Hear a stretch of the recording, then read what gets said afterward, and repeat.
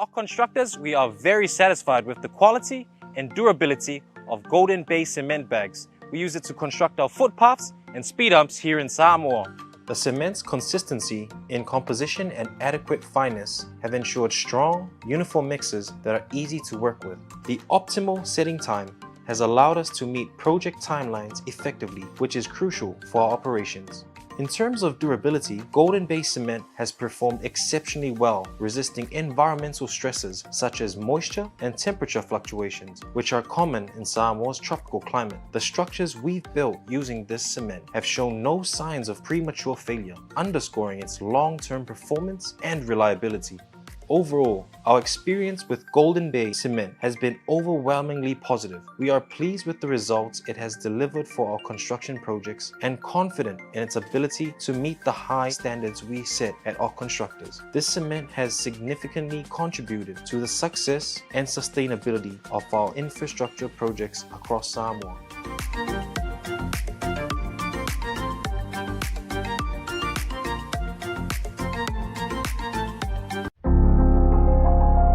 There were no Samoan lawyers in this industry back in the day that were doing what I'm doing, which is giving back to the Pasifika community. A lot of people see lawyers in the negative light, and my job is to change it. And how do we do that? Step by step. We build the trust in the community. And that's all I want to do, is I just want to help my people and do good things for my people. The biggest problem is that we're underrepresented.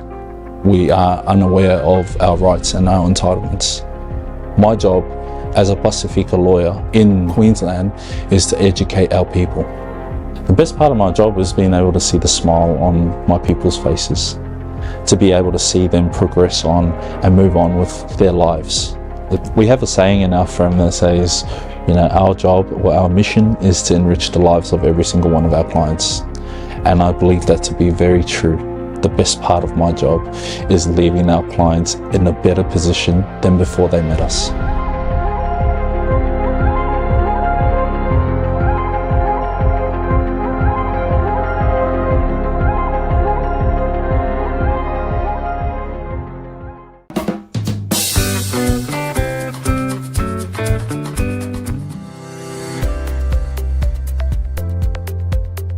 Fa'afo'u le lanu o lo moto.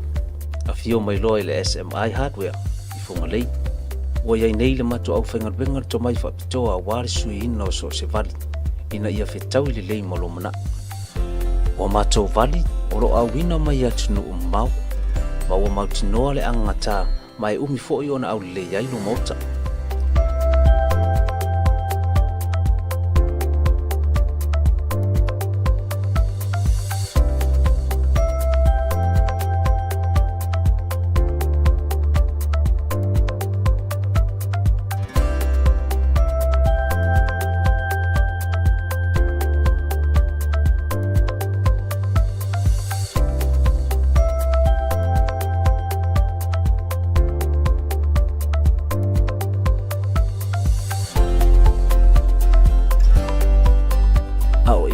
Tari ai la le suina o lau wari.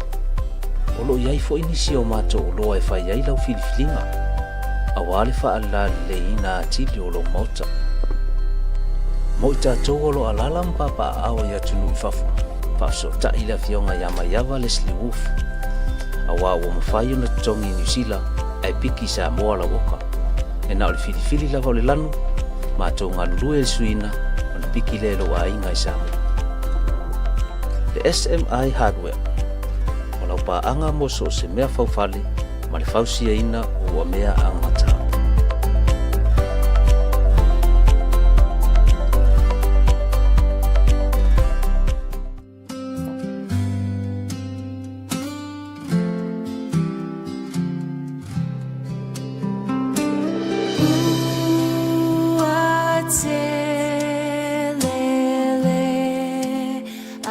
Alofa ole na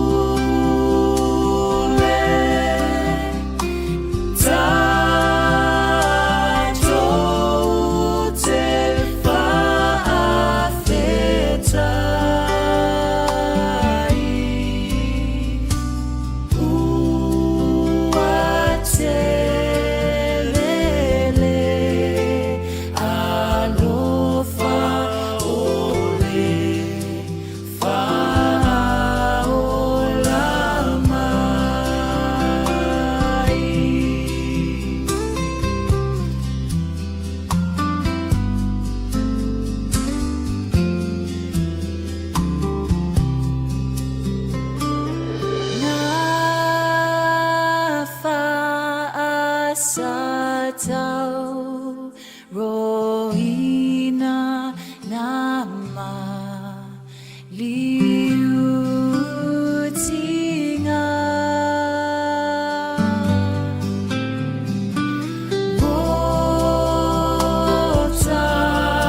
Botatou Marawa Iasau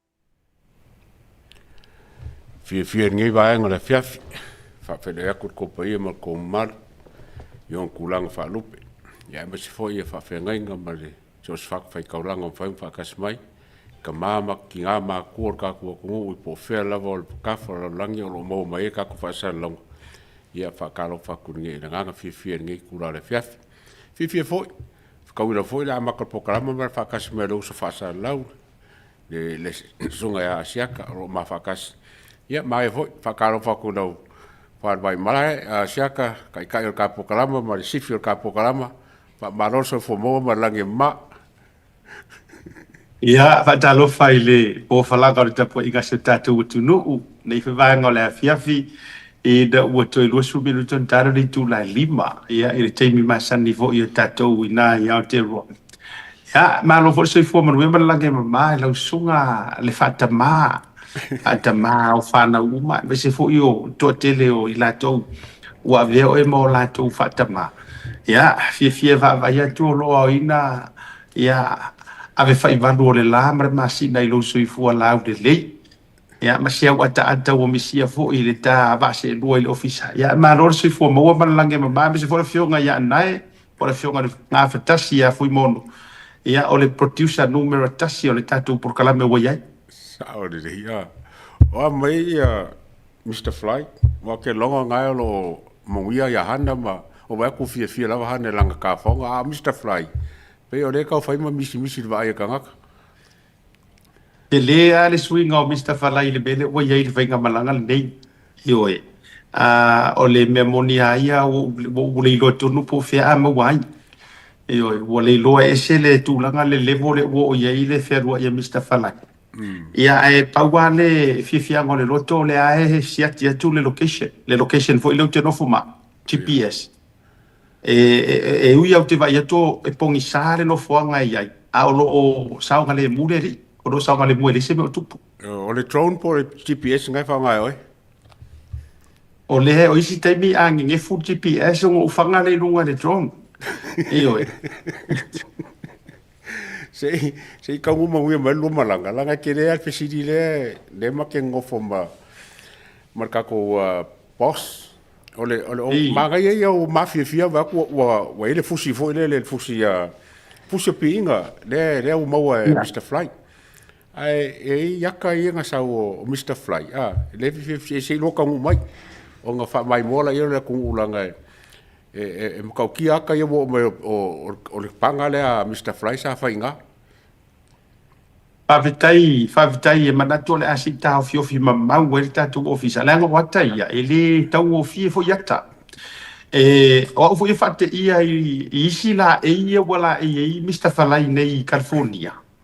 Ia oni la e il tali lo fo i manatu e masania ia Mr. Falai. Ia au te lola ta fiofi uma la e nei. Pa war mele o mele so o le su e pea le dress mumu na umare po lea le iloa ia ma le dress mumu le po lea lea na tau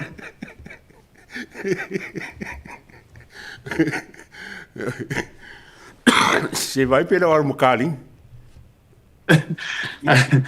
o le si ai a o tatou fa soi foi e fai si to te leo nei fa na o lo tu fisili foi le ia fui mono e o MSA ia o le fo tau fate ia ia wai pie mo ia hele ele o sitangata nei longa sai tua la vor camera i tau sanga te nei ane fai si to te no nei Tatu malo no turn tatu malo le o como que adopt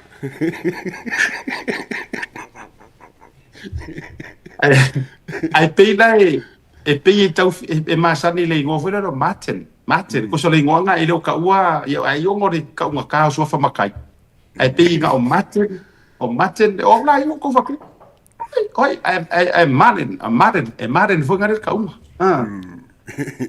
ja yo Martin Luther King ya ai o lo ba bia me o mai le nga le yo le tua o ke longa to Paul Mele to o fasifa mo ai lo matu ai nei o Mr. Falai ile matua i wa makwa o va mi ngu ke o Mr. Falai le mele wa ye fa ngoro ma ko ngi ya hai fa tai fo ile avandoa ya wa fe lo ye fo tangata ya me se for ku karta malo le la fa ta pena fo pay area wa fa fan race a ole so lulu nei ya ta to ye le amatanga por kalan aso ole so ma fo le nei i Vegas le mo te Vegas ia aso lua tae au aso lulu loa fai lore special menu o ka malo ai nai fra inga sa mo foi le ale tofine ya mo avanga yuli male matautonga ya tu ole mo pipi ngai the special ko inga ngai fai ole halu mare special te malo a fonga mai tatou nei i Las Vegas e alu le papakiu o le moa le social to ina o le alu foi mai siang ko inga sikelia la fai ia mo i nei Las Vegas la vala to if you around Vegas ia a mata i tai au maybe o se fulu sutasi ia we ready to of tanga mo le tato waso atoa nga uma nga fafanga Mr. Falai o Las Vegas i le solu mako ko fo ilo ya le Malo. Kasi ia kaungan mau ia. Ia. Lena, au nai o tonga na au mata foi le porkalame. Ia mar fa fonga mai foi. Ai aso for le lo ia fa moi moi o le maftanga o Bay Area. Bay Area, ia nai fa le to fundraising for ia war maftanga. Ia. Na lai fa ina mole aso fa leile. Ia ai te lo la to fa la tele ni so vai nga ia taua. Le ato. Ia pe as we go along. Ai ona o le tātou porkalame ma le avanoa tāua o le ute vavai atu. Pe ia le ua maua le tātou lao ma le fionga i le li minista o le soifua maloloina. Honorable Va'aoao lo fipo. Ia po o le fitalinga ia sa le aula. Ia pe afa pe fa sa ola fa tau mamate atu fa mole anai. Yeah, we're just trying to bring him on. Ia, te loa e to seanga.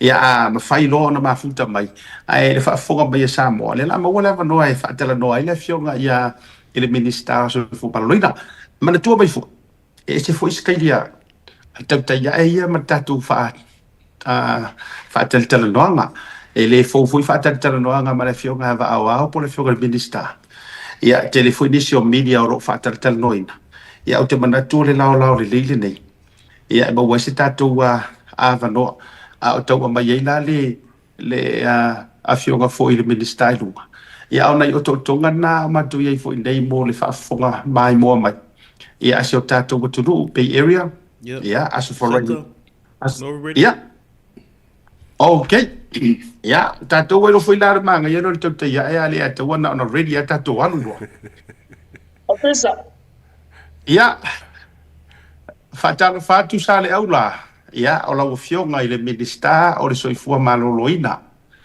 ia i te tono le tātou o tunu o Samoa ia le fionga ia Va'aoao a tātou o fo i le tausinga tau o watu mo mapule ia o oe lisi pule batua e whaitau ia i le tātou nonofo ia i le motu tele i salafai ia fio mai amatala mai a ao i lungo le tātou porklame i le neivanga o le fiafi.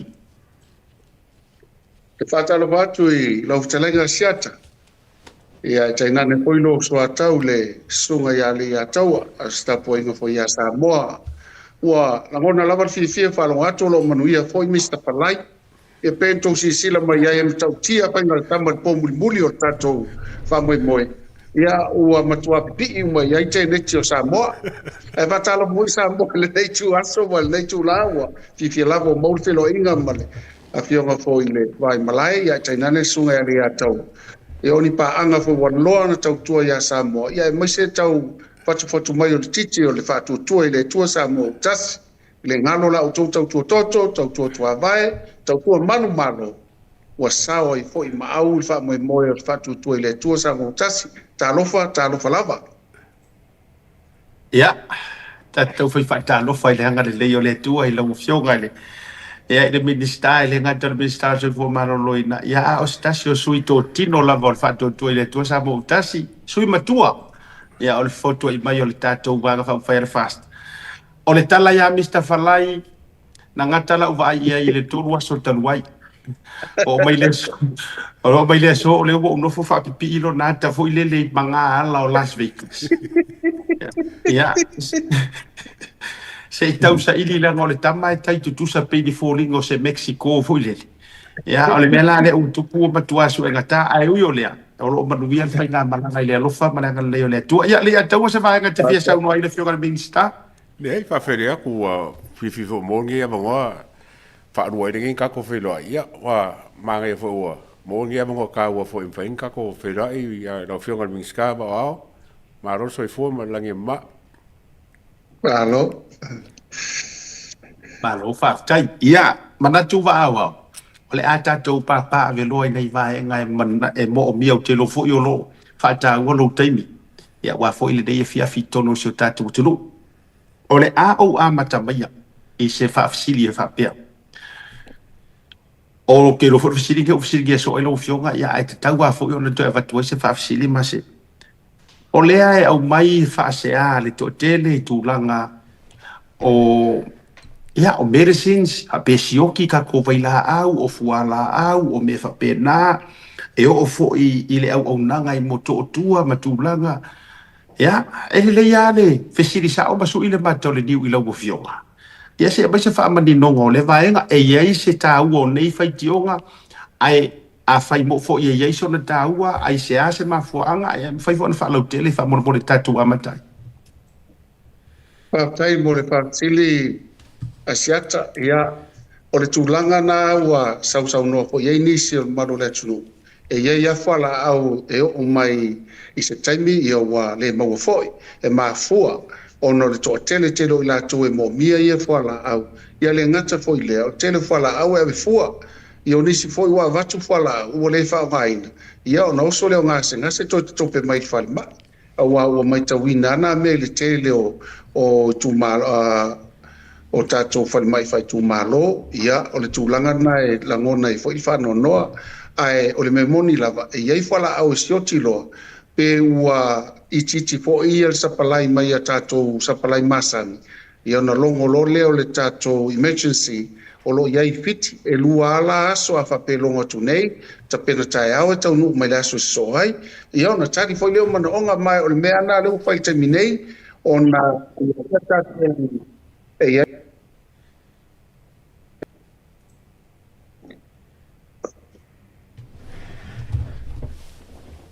ya sei anai te le ropa ise ya sa no mai ya io e so se fala au lava e maua lava noa e fa sto tai mai ma to ave ale o le aso le na e tau nu mai tasi ale aso e va ai tau nu mai ia bal tu langa le na o le ia terminei ona ia tato o ka e ave toinga o ka foi ono masina e alu tato nu mai ia e tau nu mai ele ngata ua uma fala au sa ia mua ia e mela nai mo mia ile tato fainga paanga mafiti fainga paanga le mafiti tato tau nu mai loa a matalona fai ia malna lava solo ile vai liule na ma o tali mai ama na onga tupito i taimi uma lava ele asala se vai yeso ma mai tato o ka fatu petope ele ngata i vai la au fala au au ngase fo ia o so fa fo se lava ia ma vatu lava fiti ia pe anga mai fo tato fo mai fo mai fiti fai tong fiti ngai Samoa na saini lole tato MOU le na iu fa ma venga fo ilo tama fa matulanga fa pena ia me se fo fainga malo ai ia fa la au ia tai mi so ti ai ia tulanga na lo ma tu nga lue fo mana i tamali o lo fa ia lo va ia tato warehouse o le pharmaceutical warehouse o inale ave uma ia tato fala au fa so mai ai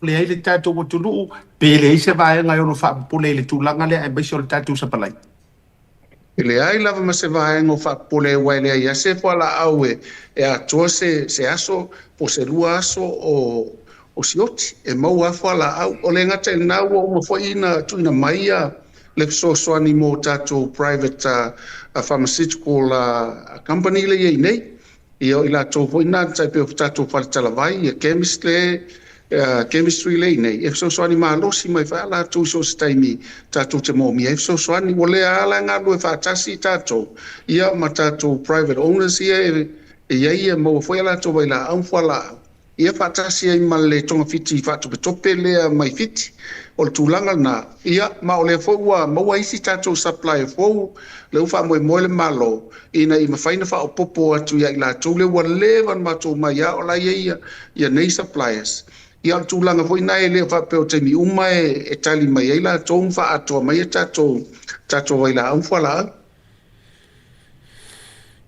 malo pa tai ale atawa ia tu so fina galo tati na no fionga minska ole fora aure sili onga manga wi sa mo le Panadol ai o se fora au sili fo en kango fia ai ke len ka mai sioki ole e fa fenga nga sioki ka ko fora au ia fora wi ka nga kele ka ko o ka pa ba ku sa mo o tele no wo sioti se fala au o la tai vi mai mo fala au i fa mai ai atonu ia se to inga penato e mana o tangata na e mana oi ia atonu po to inga na tau su e fa to mai e tali foi mana onga o nai ia foi ngase a o pena to sai ala tele ia mau ai so taimi mai pe o nei sauno ai ia sta un mai le va ia fai tau wafe mafe ia ka tuni faina o na mai ei tatu pena tos ma na lava tele le faina sioti na vai ole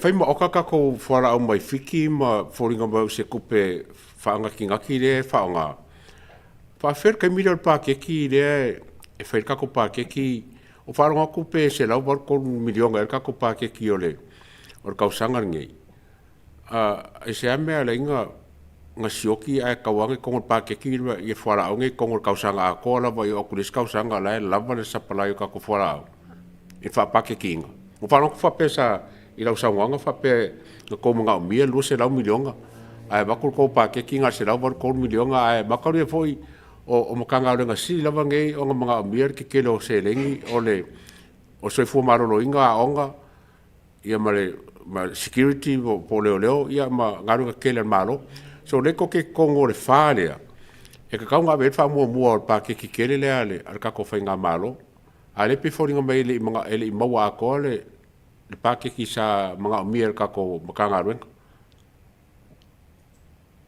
Paftai wa a fer fisili le wa tasi ne fisili tawana fisili ngia o le vanga mo moale ya tawa fa pe foi asiata mal fa fonga nga samo e luo se lau mon tupu le mato pa kisina ave tonu tala tupe pe tayane na te ena ona le latu mauolo lava le tupe se lau tolu le sa lewa iai e fa nganga e mole nei foi a tau sang fal tupe mo le sila fiele lava o se lau fitu o le lesa mai me se lau fitu iva i le tau sanga le utua na ia tunei i se lau walu tolu fa miliona le fa o popo a o le tupe le na matu tongina mai fala au mai la au e la tau sa tulai mai fo na taimi lu fulu lu futasi lu fulua lu futolu lu fa lu fulima ia le wo mai ata tau lu fulima lu fuluono e se fulu lua to ti tas fu miliona ia o isi va ngana o le ufa tu sa iai a mai ia o mai nisi o tu pesa tau fa nganga mo tongina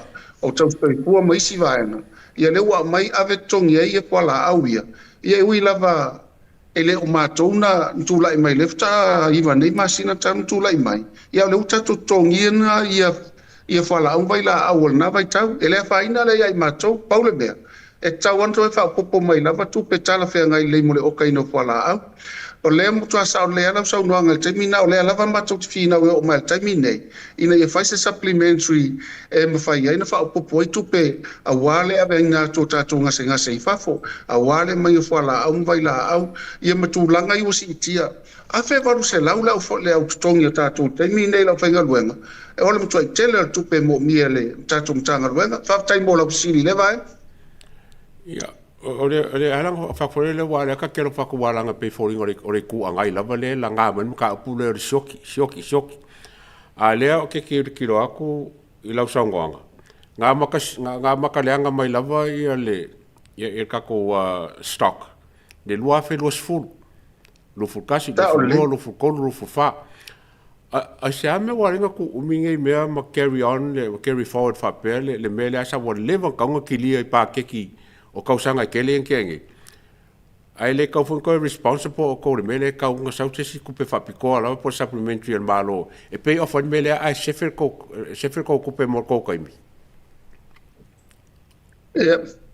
mai mau pe ana fa pe o lo sunga ale ya tawa le te pule ye tupe manu na te au tonu mai level matu mana onga na ave ai o le ambe la fa ina i fua ia matu ona le fata malawana na fi ia ui ole le fano mato lima le wo mai fainga malo e ma fai ai on tato nga lo fatasi pa ole io le fa to mai lavo tupe ole mo mi el mato tanga luenga e tani i mana onga tu pito pe ona pe on tato lausi le fiel nei voi vai tau malo fa kai o pa wa sia kama i fisili le o ia sangwa le tawa sano ole ma wa ku salo fa ro le ngo fa lo ngol mele fa pe ole ave fu ka ko fala au ma ya ko ngo mo mele ole fa pu yo ngoi po le ave o fala au o le fa mai ma ke nga shoki ai O le ale system le whanga ka kou fwere le e monitor ai ia whala au le alu whafo ma le awhi le stock take po le data fwere le se me fwere a whape wa ave whala au e ka kaulawanga monitor ia whala au nge inga ia loa me lai o anga iai. Wa risi me ko whala ki whape fwere le wa e songa ave fua ia o songa ave ia nga expire le whala au kia. O le arko inga system le whai inga ia maukingo ai awange I kupu le mele o le ave fua ka ko whala au ma umai masioke I whala au whalma. Na fisosoani mai Australia ma implement le system le ta o le e-health ia o le tamanu fo'i po o le sala tau apitulia ia ma ua le leile le vaenga wa lo nga lue fo'i nisi to mai whapitongi me tatou whalapitonga mai whafo o lo iaise ta mai tai o lo nga lue nei uspun nei tau sanga talun saung sosoani ai I le tatou pharmaceutical warehouse ina I whatau nul system le ma wo o lava I tatou whalimai whaitu malo pangade ia o te iloa ata mai tele tatou tangata I awala fo e whai ena manu malo system ia war system e pulea tangata o ia vaenga uma le atau esel mana ia mori whamaoni mata o tangata I le tua ia u whamaoni fo I vaenga na ai o lo tamu whai lava sa ili pe whawhena improve a tili system le uma na implement stupetele lava ia ma tau whai lava tata no po ia la tau o lo whasoi na atu vai la au whala au ele ngate whalma I mto tua e whape fo I whalma I tua sivi ia e mai se fo I whalma I whai tu malo o lo a ngai e tua e tatu fufuanga pel vaenga na ona e tau o fia mata tu whala au e ave fue le tongi e tele whala au le wha ngai tatu ia e mai se la au matua ia whape na fo ia whai lele matulang whape na Malo whaktai whamarino ino na inisi o vaenga ta ua ia. Ta o le si fisili o te fia fisili ia o le au nanga I tua, whale mai ino I tua. O le amaise whato whala I ngā lau fionga re minista. Ele manuia lau tele na ia au aina I toi tau turitasi mo to tua, au nei toi tau turitasi tua sivi. O ani fofuanga le leimu whata oto ina ia mawhaia I e whale mai sa taua. Whare mai sa tupaitea, whare mai tātou whakamaru, whare mai whapena. Ona mawhai ona maua tātou au nanga tutusa ia e mawhai ona maua I moto tua instead o le tautu e tuli mai o le ambulance, ma le tautu mai ana I moto tua. Whamana mo le rauwhia. O le vanga mo mua le ua umana whai eile iunga ma o le fōung whanga solo o tofu al whai mai whai tu malo I tūmua nei whape hoisa la whai, ia ma le fō mai. Vang mo mona te tauna iai awa lefta o matu nei le la masina ia o sala faia sa le se fo mai o sat paitea o no lo singa singa se fo mai sa iai o fo lalo ia wa nga I maisi tamatai fo mai na iai ona o tulang fo I fale ainga na wa nga I mai ai I tumua nei ia pe lelan to sa ile tuai ia ma le fo o su yatu le fo mai I sa tau ai lo tato fo mai tofu ia fal mai fa tu malo fo mai o so swani le ngata ile o le fo o tofu ata to fal mai fa tu malo ia ma tau si soi fua e ta o principle ia la to le mo lunga lava le ngata to mai a o leva fo ina ngalu lo la to experience ia fatasi fo I manisi e ia la to ta fa yo tausi taipei o fa lele ia maisi lava vai fa pena to toia to fota to fa mai fai tu malo ia ma tau soifua I le tulanga lena ia maisi fo I le fa mai ai o sa foto on tele o tatu tau soifua la ia e fa pena foi tu sivi lua tatu fo mai len fenga luenga le stona ino wasiasi ai tele ia tatu tausi soifua principles I le lena na ia fa solo tu ai fo o le tulanga le te sauno mai ai I le ngafa tau lima ina I la tona faini tong fitinga I tua mua o me whainga ruenga wha ata o le to mai ia wha tasi e fo I ma le tulanga fo I lelo le pole o tangata pe mana e tuli mai lava mto tua o le tulanga na mai o le fai la tau mwhai tato whainga malo e pe na tau whafonga mai ai o le ua iai le vaenga e mwhai ai na whai pa anga I le World Bank ma whainga o statu whai mai tele sa le longa o mwhai na vai whanua tulang whapena wha moe moe nei pai inga o le atino mai na vaenga umma au nei mea umma ta mawhai ana tupu, pe a lava lea ta mai whapitoa, o fo mai e mwhai na ngai atu I tu e mwhai tonga fitinga. E te taulana na toa tele tatou fo mai, ia o tele o le whawhita ulilina, o le lava o tatou fo mai. E se matango fie a e iu mai tatou tama whanau mai Amerika, Australia, New Zealand, nisi atunu toi a ngai mai. Ia atono le mwhai tau tonga I o tatou whani mai nai tunu tua. Mo le tau o mai poa I mtotua. Malo whaktai, o le leisi vaenga no uwa vai atu mo mai tau wina I le tumu le sa tumu mai ai tatou Samoa I te mo se Singapore. O le toa telo I la tau e ai le mana o ngama mana o mianga o le tūlanga le whamatoto. Ia ae na tali sapai le tūlanga le tatou vaenga le mo Samoa. A lot of them tusi mai lunga social media ma muli whafte tele ma tūlanga. O le a se sauna ngā lau whio ngai le vaenga. Ia mai tau se fua maraloina ai o se vaenga o no wha agau pia ma luma ma wha tupula ia le tele o ava noa ma whai ono atu tangata. A waine I pona tia le o atu e tafa whao atu ono o tūlanga o mai o nei ngase o ngonga ia. Le vaenga mo mua, asiata ia o lava na longo mai. Awa longo mai, ia na longo foila ia o leo whainga luenga o loo nga whatauli mai ina le wha moe moe. Ana whitutu na I le lato. Mantua fo I le whapeo o tele tatu masini o avanoa. Ai o le ata mai le na olo I le fionga I le lipule. Ia whatasi foi ma le lato lango lo I ai. Ina ia whitutu na. Tua moni le lau sau noanga o kaltoa tele o tatou ainga. Na ia foi nisi mai Amerika. Na so I mai lava ma tau mwhai. Ia whawhiwhi ina foi lato New Zealand, Australia.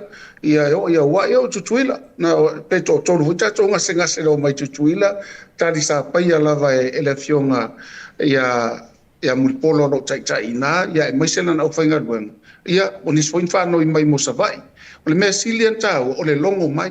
O na fitutu na ia lea ia whape e se sa moe mai lato e se sa mo tatou. Le o le angana o tatou I sa mo nei. O le tatou tani mua whale le afio mai mtala mai ao. O na I o tatou a inga o lo tau a venisi o ngase peo na e ta ua.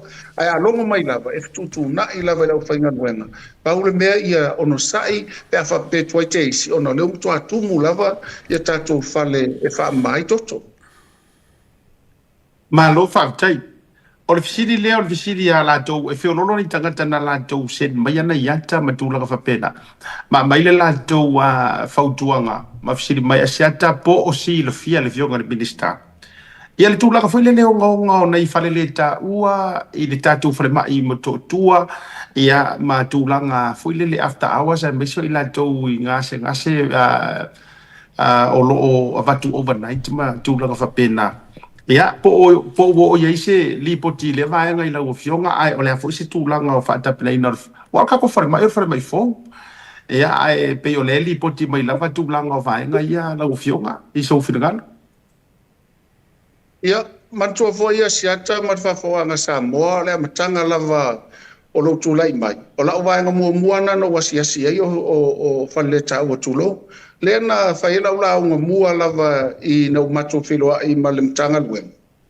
No wasiasi whaleleta o li e whai o leo ni mōli a o lea I man toilet paper. Asiasi lo tō lua le whalta mai tai tutusa le lei. A e tisila fia le vaenga na o le emergency. E le se la sau noanga I lato a whapela le waiva masina. Ai mato te lei whiloa I malimtanga luenga o umat whitwhilia lo vai e soswani. Na mao whaleta waloa o lo short, o lo mitiafu, ma lo pulo. Ia, mato sawa vali lo iai. Ia mao te lei whiloa e sesi o le minsta. Ai na usawa vali whiloa si singa whapena. Talwa I nei fo ia lena avatu fo ilunga le observer. No to ia lu fo isue. A whai e ia se complain nai tangata. Te le sao. O le mei o lae, iai me whainga luenga tala whenga e wha maina. Man tua fwoi mtai tela kiling e wha mai. O la tō fwoi nai o ave toilet paper me wha pena. I o la tō fwoi taun li poti mai. O ma umano sa vali I le mai la matanga. Le tata no atu ia o ke tōpa. No sa vali e wha mai a toa im tō tua. A toa le ia mea uma. Na mau atu ia le tele o pe maule valu fai to tu lo o ele le ia ipu tu lo ele in fai to ia o uma tapena na uso sa vali ko to asi uma leia ai lo no wing la foi la sa mo na ai male pe mai le spito o le mela le fai la tala I asia tama fa fo sa mo o te tuaina la o fanga wenga ila to ia le maintenance tu lo lava tamali I o lo whainga luengai. O no lai e tangata o mana tongi el malo lato fatua inga tausile. O lesi fo ila mea. Afa pelo e alu la si singa o e tauna siasi le director general. E tauna siasi I to tono whane mai. Pea mato spulu lua ila tau e vaia ia I tutino taitasi. O ila tau la le vatu e le wha tuanga o le afionga I le wha tonsili. E lipo ti mai mei wa uma foina fai fono. Ona li poti mai afa pe ese me fo ile va ve mo mi soan ona li poti mai le ya cha la fam cha la tu men tu pun sau se mai cha I tau soi pua pasi mai New Zealand sau va ai son tina lun tina ai va suma tas ia ona la masani I lo to ro va la mai no ia mo wol watu I la le o le curate to isa o le e fai o le manongi le ang o le potu le ai se mop na watu ai le ma mal fa le tau te le ma tau watu ia no o te fo ina I fo mai tau soi puana na iai ia mala ukilingi awa la ukilingi o la tufatu ainga tau sire tau fa male me fai I te mi uma ai wale am to le anga ele fai na fai la to ia le vaenga le o tu lang tonu la le tata no atuai a fai ese le pot o te le alo ya tal new lo no winga e ta tau tangata ia ona li poti mai I le tangata le ta ua o taitai li poti mai le tai I le faton sili pe a fai ro fai nga luenga le maintenance le o fai nga luenga tangata le vai kilingi ia mai o mai fo ya cha o le moto amonia na tala wa e la lafi fo isi tani ai vala au mana ai mai sa tangata mai Australia New Zealand e vili mai ia so tai mai ia o mola e sa o mala to tala le se o le me o lo no winga la e tangata le fai luenga fo mai e fo ringa mai mana fo le anga fo mai Io. Almela na au maua, na fe au le mau mai, ia malo si la fia. Pe u to ni mai u tu li taimine I to nga me fa pe. Ele sa no to ia. Malo fa jai ole tua pata tua ole vaenga le mar fa no nga o sa no lo fio nga minister. Tu lo wala nga ngana fu. Se o pe ya tangia mai fu e ta o mai fu inisio ila to fe nga nga fa le mai so le tu langa o lo lai tua ai nga ele o la mama. Tu no. E nano ta fai atu le foi ka kero so kai fare mai ngai usila ma tu lo fa pena. E muli mai le mengi kengi ma au kiringi. A o tau si so I fu ala vai e mua ala to fa ma wala ga fo na to si o manga le ala fe wa ye taimi ma so fai so. Ya le pi e sa o ya tangia mai fu. Ya e te le a se nga ruenga te tau fu ona fai le o langa o tanga te tau si mai le o la tu ma tu o na ai. Ia ole o te lole va ngale na na ava tu ina e fa vitai la ngore to atende o nei tangata ele fa pe foi ole tilo masai ma so ma sei a ole nganga atua ina ia fa iloi la go fionga va enga te tau ona mo mia mole tu langa si tia ole o nanga ia le tau te o ini si fa fi era fionga mi sky inga I me e follow up la vel mele sa ngo ia siaka porque le foi o mea sa akasa mai foi le o mea o le anga wa kukuru wa pala wa sao ele vai o air condition o ku mau pe ngisi me po fainga luenga me po la skula nga boy te le o fale I o mono se wa le air condition sta pe foi la fale fai le sa no inisi ia afa pe foi fale o tamaiti ia e sa ole le tulanga na mo le te lo atu foi ole ola I conditions ia na fa tonu le ina to e fai va nga ia ma o mai le nga to e fo ia fa pe foi fa maina fa au le va nga ia o le tele ala o potu ia ia o mo fai conditions afa pe foi la o ia inisi va nga o fa le tonu ia pe no fai atu o le mtafa yoina ila to e tauna longo afa pele faina na fatino ila to o le lato ngaluenga le iona longo mai lola ia le minsta e fai se pufuanga e sau si stanga tem faino na fatau no ina tiute o vala ina ila to a ele se me la le no tato le fai me nei e tau fatau no ona fo o ila to lo ngase mtua mo mia tato so swani ina ia fesoasoani lo latou mafitiaga o lo gasegase I latou. Ia malo whaftai lo fionga le minsta. Ia mo le tofaleanga whaftai le ngaruenga whita lo whapena whengai ma lo fionga. Au te fia langulango au tu I tatu fō mai. I mātou ainga e tolu ia to wha fō mai lo ngalue mātou I Samoa me mātou ainga ma o te loa fwe le whengo fia la to tiute. O isi lātou e lua pe tolu sifi le aso e tasi. O no le uti o numero fō mai lo whapenga ngaruru e Samoa. Nga ele tala no maua e te mula palimene. E whaatusa e se tasi o fō mai nu utua. I le te mula le no I Samoa le vaso le no whafasilingia I o uso I e whenga ruenga le whanmai. Po le arisa aunga o le tala lea whapea e le I laku. E le alu atu e servia ia tangato le I tūmalo. A le tala no maua o le whamai whonga le kua umalanga sifi. And sometimes our people think that the doctor should be available to them 24 hours, 7 days a week. A ngale kasi fo mai lea li tūmalo. Pe I think whonga le o le winga lo whamtalanga lo fionga le minista. O le maana ia whaintato poka la me runga le totei ai. E whai loa e fo ingi mea I tato tangata. Mo lato silfia. I le whengo fia o tiute e ke pela mea e saungo mengi. E ko kele au kele pe whale ngai ngā I moto tua. Ia e saolele lava lau tanoa lau fionga anai. O le tūlanga le nā pei fo ina whailaula au whapitoa ma o whamarulu fo ia Samoa. O fo I fo mai they are human. They are not robots.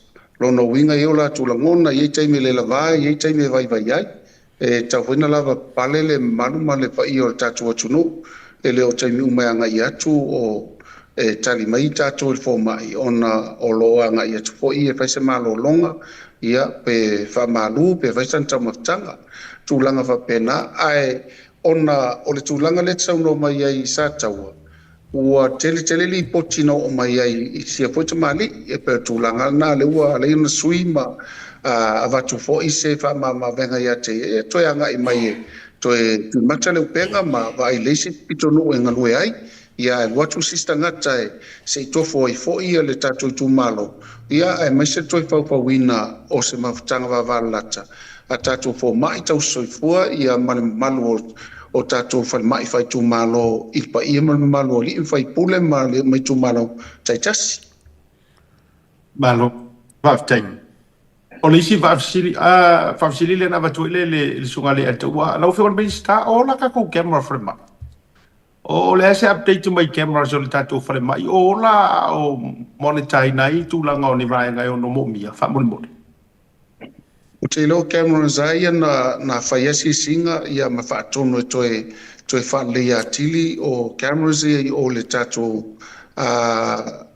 whaltala vai o I le tatu warehouse, pharmaceutical warehouse. I o te ilo lai whaima masiaki lava e technicians mai li poti. Ia tūlanga na ia malo ia foi la tona vaenga o ai e asiasi masiaki po ia mali poti mai ia o la tala o la ola o te le toi alu la talu mai na no fatu no mai la mtanga ia tono o falangolango te le lipoti le ia talu sia ia la ola na cameras ai ma nei foi la ulu ia mo se tai ho ia tono toi asiasi atu ia lo va te le taua so se va silly O koe follow koe le melenga wa koe fui maungo. O paronga koe o sa ngo e afe varse lau ia la whenga ruenga ala mkanga ruenga. O ko fia le afe varse lau lea ongi fo mai. Ao ai ko fia ongi kama e kausi mai. Nurses ma doctors. Iwa suma tolu ia tato fo mai. Iwa suma tolu mai le iwa suma tolu lo ia mai la tolo tau avea ia tūlanga ia whaingo tautonga, anga ia tula ICU, ia vaai ia whale ia ngase o tamaiti, ia vaai whailele, ia whapea foi le emergency, ia outpatients, ia whale mai whai tūmalo, ia o taimi la nei o le toe atoa foi liva tolu ua feololo foi pe toa whae foi la tō o ese o nisi o tamali i la ua whaia la tō private ia o nisi foi ua le toi iai ai tātou ua malanga tui whafo Se ma ua pōlenga. sawa i lalo numero Oi, sorry. O se pōlenga lea, I whuinga nge mō kākou, on kuara I kiki au kākou fō mai, pe a fōfua kākou luse au sifuru afe le population Samoa. Sa whapeo laka I se mea o le, o se lauri mas furu po luse la. Se pōlenga lea. o le toa te lea pōlenga ma whaang whaina le ua umana avel tātou ave ai mō le whapopo mai an tātou fō mai whafo. Ia mau mu foi fata o tole malo le na vaenga fatu toina ele o tole mau ai tupu vaenga na o tau soifua o tato tau soifua o sili atu male valu se lau tau soifua o wa fa mama venga tele la le na mo tato ma fuanga foina e ai silai I tato fale mai fai tu malo o no tato tele o tato tau soifua la e la ui ai tutonu ina le ngata inu tua e fa pena foi sala fai o peila o la toui o le maua le numera e sosoani atili nei tātou fō mai a o le fō mai a ia matua uti a le a taua e le tai lava Malo ia taua O leo ke vai foi le o e kami o kausanga ia ko vai sa o mo fo mai fo ngai ngu e asi a me sa ngu ia ma ese ma fal mai fai ku malo o ko ese finga ngalo I se po kala ma fa pe le a nga ia ko nga po kala ma le ma sa ngai ka ko kausanga yo ke o le o fo mai ngu fo ngai e fai ia mai o pepe ma vai ka maku o te lo le health inspectors le tau sau no mai ai le a taua tato assess tu mama ia desa ia so ai sa ma singa o fua pepe ma ave vai la au ma ngingi po ko mai ki me fa penga sa e kai mi ole o longo furu kai mi sa vai sa kelinga malanga ia kongula mo sui le health inspectors ngai kai mi ola kongula ka fa yo la kongi Olo ye wa le no tano atu la wa to fua ia tato fal mai inu I tua pe tau fal mai fai tu malom fo mai. O le ngal wenga lana e te leo taimi e o mai fo mai I nu. Tai pe fo le por kala men fai ma to tu malo na fai no mai sau fo mai sau ma le principal nurse sau ma le si nurse fai o nga fa pitoa ia ma o ai ia committee komiti le tinam tamai ta ia mai sai la to wala to ngia e o e fua I suka ma le toto o tangata I tasio no ma o mo malang fa sa fua I le ma to tu malo inu e fa o le fal mai la le I sa fotu ia e tu sa e lima ia le I tato I tu malo fa pa lota le ia ma o mai o malang fa ia o nga fa pena le volau fa solo isi tu malo o la fo ina ia pia isi la fo fa solo tu malo mai le fa pela tasi tau sanga te lope fa lu e tau sanga na fainga luenga ia mo le tawina o ila to wo fo ina to volunteers e so ani fo I mo le mai sa le tu langa le o le fatunga ma fo angala na wala ina fai ia vaenga na ia so ani ia ta to fono fa vai faini alauni mo nai tamai tai nai to no le o le komite tinam tamai tai e mai foi la to komite tinam tamai tai ia le feelinga o tamai tai o lo ia o onga ia ma tu mama fit ia ma ulilei mo mai fai mo la to ngal wenga le o le fa nga solo ngal wenga le tonu o afio anga mai tu malo tai tas o la fai ngal wenga tai minei mai le mau tu la ya lu le pen fa sa mo ona o le por kalami o le na fai lo sport tau sanga taluna fatau no ia malo ia foi tare se kolekti tani uma e tatu te lo aile fa yo tangata mai suka ile no toto mawalunga pepe fana o mai mutu lang fa pena ia ma moli mai lo ai tatu fale mai ia vai nga uma ia ko kasi ai si mesi o ko ma o iro manga ko no fionga mixka o le alba va la ko o ngaruenga o ko ma private pharmacies for mai private. E mwhai o ngā rua whakasi o kou I was shocking for la au whainga whainga mo o kou pe sa pala e whanmai I kaimi bawe. Wa o resi complain e sau mai leisi kure wha pe whele o re kaunga kai o waenga ia. A lese ngā rua whele so whakasi o kou mwhai ngā bese ngi whala au soswangiri I whanmai a mese ia ia sa walanga I re kalaya ia whanmai la sa me o whaku ka umai le kuangai. Wa le ka kou mwhai e kali ia maka upu ia kau amai. Il melor kau ka male ngā rua ngā kuwha kasi o kou inga whainga sosoangi aku le ia private seka pharmacist la ia il whanmai. E se vai whapea whaingo ngā rua whakasi. O mtuare le ia mafutanga le tsau no mai ia. Telefoni sosoani mai private sector ia tātou mwhaatino lo lātou sosoani. Maua le atu tasi le atu lua au o telele mai o lātou tau au. Le ngata foi leo, iai foi nisi o tātou fō mai le nā.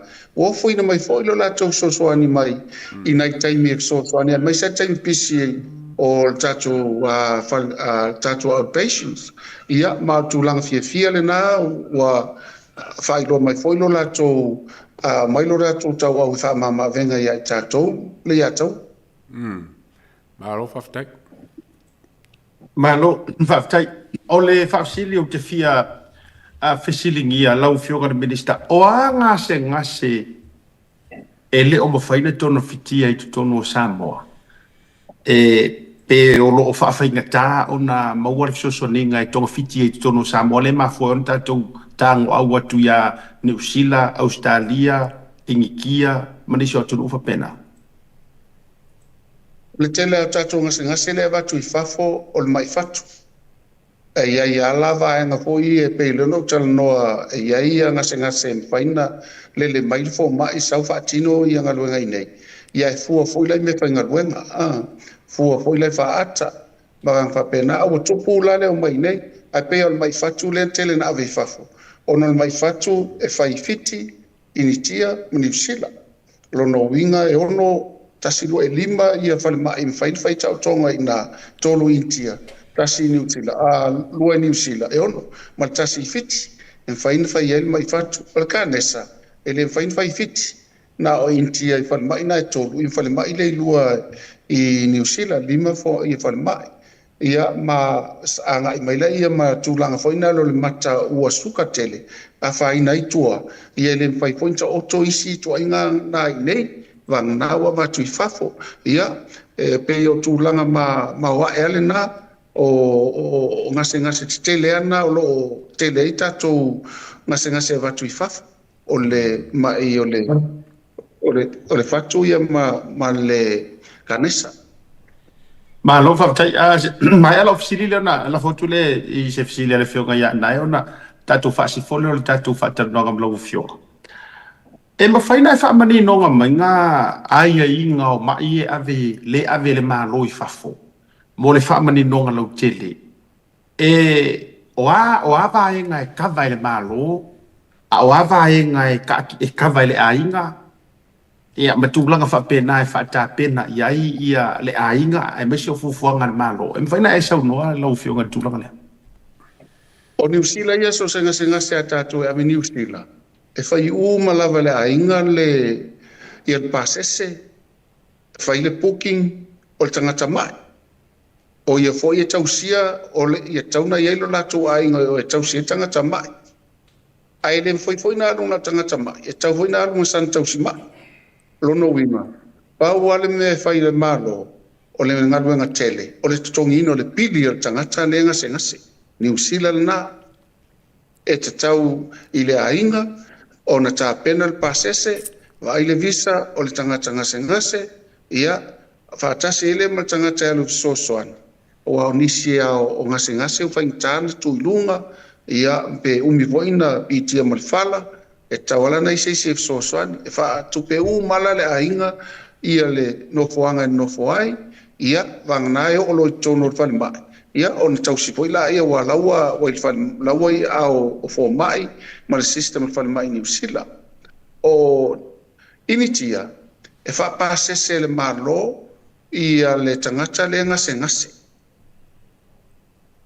e tausi fo ia le malo tangata le ngase ia matutongi uma le pili o tangata le ngase vangana ia tausi ngase ia e tutongi le ainga ia le tangata le na ia telefoni soani ia le malo maintia mo le tausi ina me tau mafa nga le fatasela le ainga ia mal malo i tangata le tausi mai o fiti ia e tausi e whapasese le tangata a ngase whapasese a oe tautu sa lea fiti ma New Zealand i tūlanga na ia a so se tau o ngase tongi umalawa le malo vaengai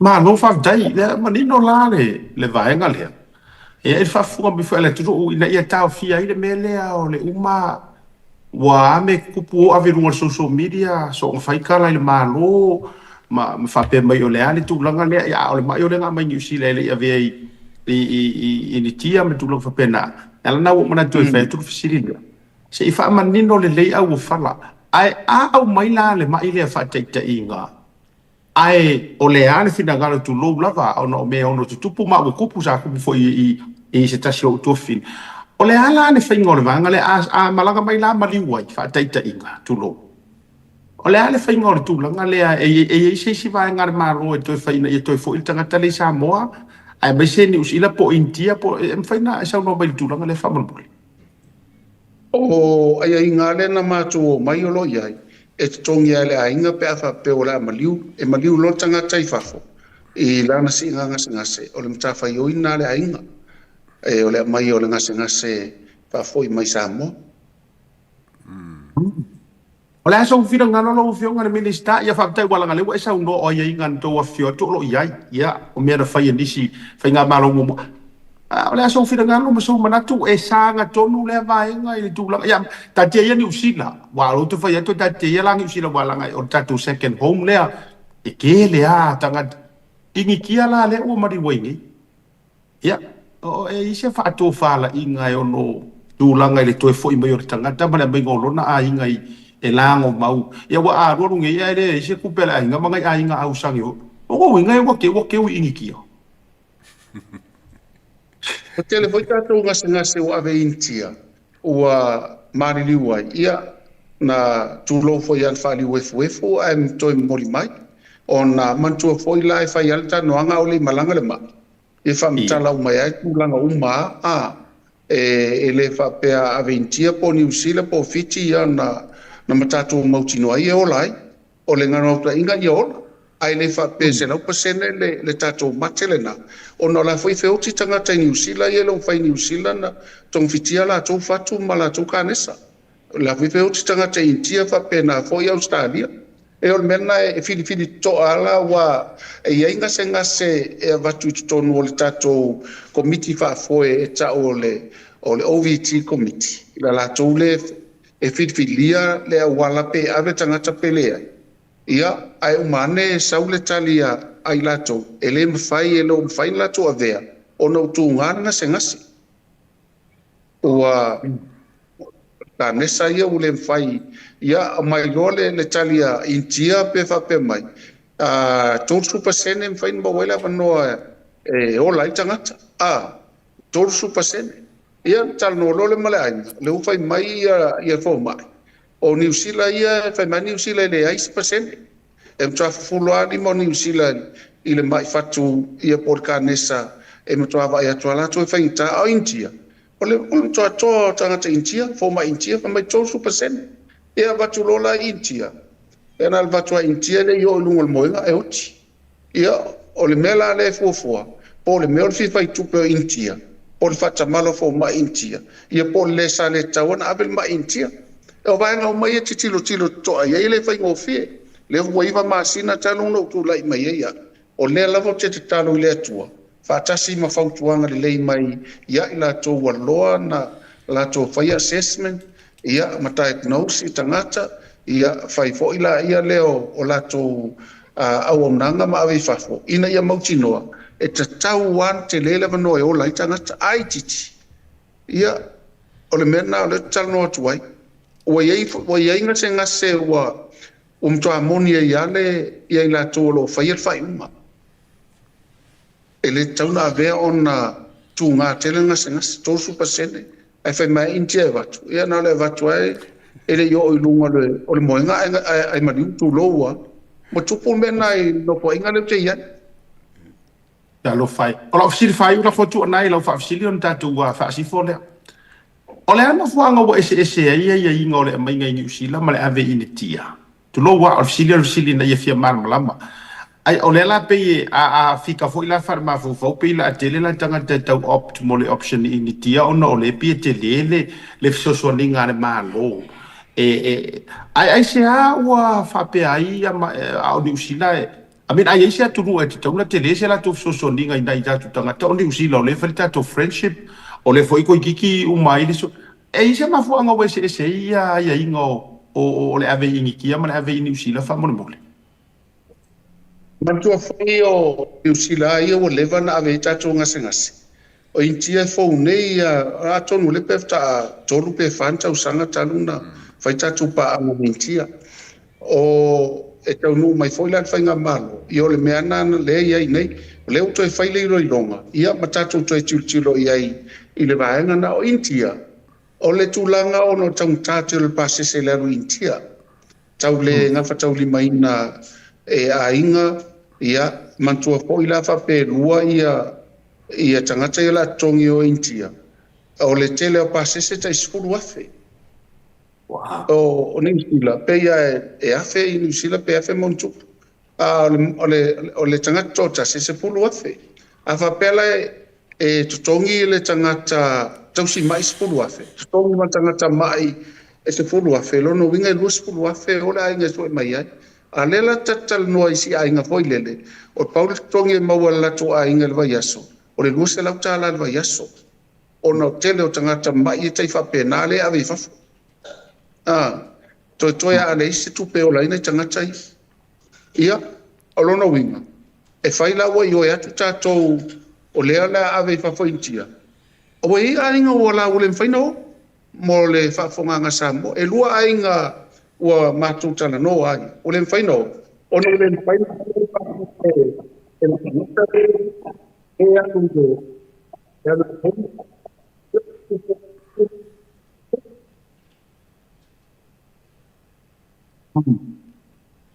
lo fa ma lo fa tai tele lava ia anai lo fa fsi ya ma lo fa tai mo la no mo la tu le ngang fa tai lo fianga minista ele fengo fielo lo pitola au na esa ngo lunga le fola le palmenge fa pe o le tele o fa fitauli e a mata me lava to tono ainga i lunga tato lo ai ma to tono fo e tato fale o lo fa fsili lo fianga le ministra o lava ia tato messaging a wala fasala lau wanga fakula o lo tala lea this is the first time we're going to do this and I'm going to show the back end il to fia tangata le mata il pokalame le te mini ato tanga i mai over to male fitu afe tangata le mata me lunga le YouTube i lunga le Facebook e over to male lua afe i le maasinga atoa nei o Iuni. E iwa milionga tanata mata mai i lunga le fola lea le Blue Wave TV. O le se tala whonga lea watu e mimita e pe, what I'm trying to say is that we have these numbers that we can help. We can help i le menga ke whinga o mai ei, that the problem starts from home.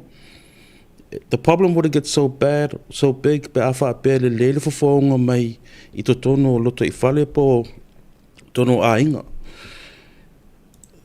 Do we have the necessary campaigning that we can, health campaigns that we can start pushing out on Totaiae, on Blue Wave TV, on Sports Talanoa? Paftai i lau wawhionga anai, ua e sau noa se mo boonga o lea lava e ngā lulu e atu iai.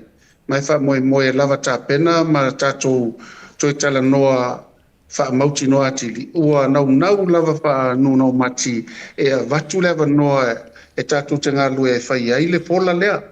Aua, o le me mone ele o lava wha lau i loa i tō wawhionga, a siata, ia wha pēr foi, a ria taua, pe foi anai ai mo o lava ina i faina tupu awa o le tūlanga le iai e mātou talanoa atu tūlanga na pe o laulao ai e tāpena tuailo soifua malolo ina ia e te tau ona whaial na tonu o le whālau iloa ai le ngata foi na i le fasili le alawa o ti ailo loto i le lia taua ai ole uti o tātou po mai ai tō te sira fia alo whafonga Samoa o le vai son te au nei na suma i aise ta mamai New Zealand.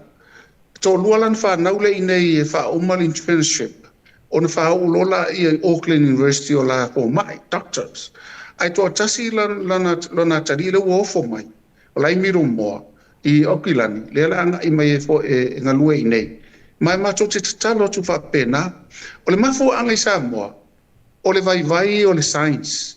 Vai tele le science i tonu o le primary school mo fo ia Australia New Zealand pele mai ia poni pisco mai America e mai una i tato primary school o le grassroots level le tauna forward way i ni miti te tele fia o ai tamai te fai fa fo mai awa o le memonia le NUS le ia le ia o tele o tamai tele fai ngo fia la tau le fai ngo science o le la tana no tonu tua le mele o le mātou tu malo no ofisili ai e peile to tele na tasi tamai titi mbasi leilan science lele NUS le taimine o la tu lon tama fa mole mai avel fa foma e sila fia nau mai matua ai mana o tamai titi e alwe avel civil engineer structural engineer se sila la ia o le mena le tupu o le mafo anga foi na e lua tato university fa foma ai le tele tamai tei umai ai sea ele tele tamai tei o le onga avel fa foma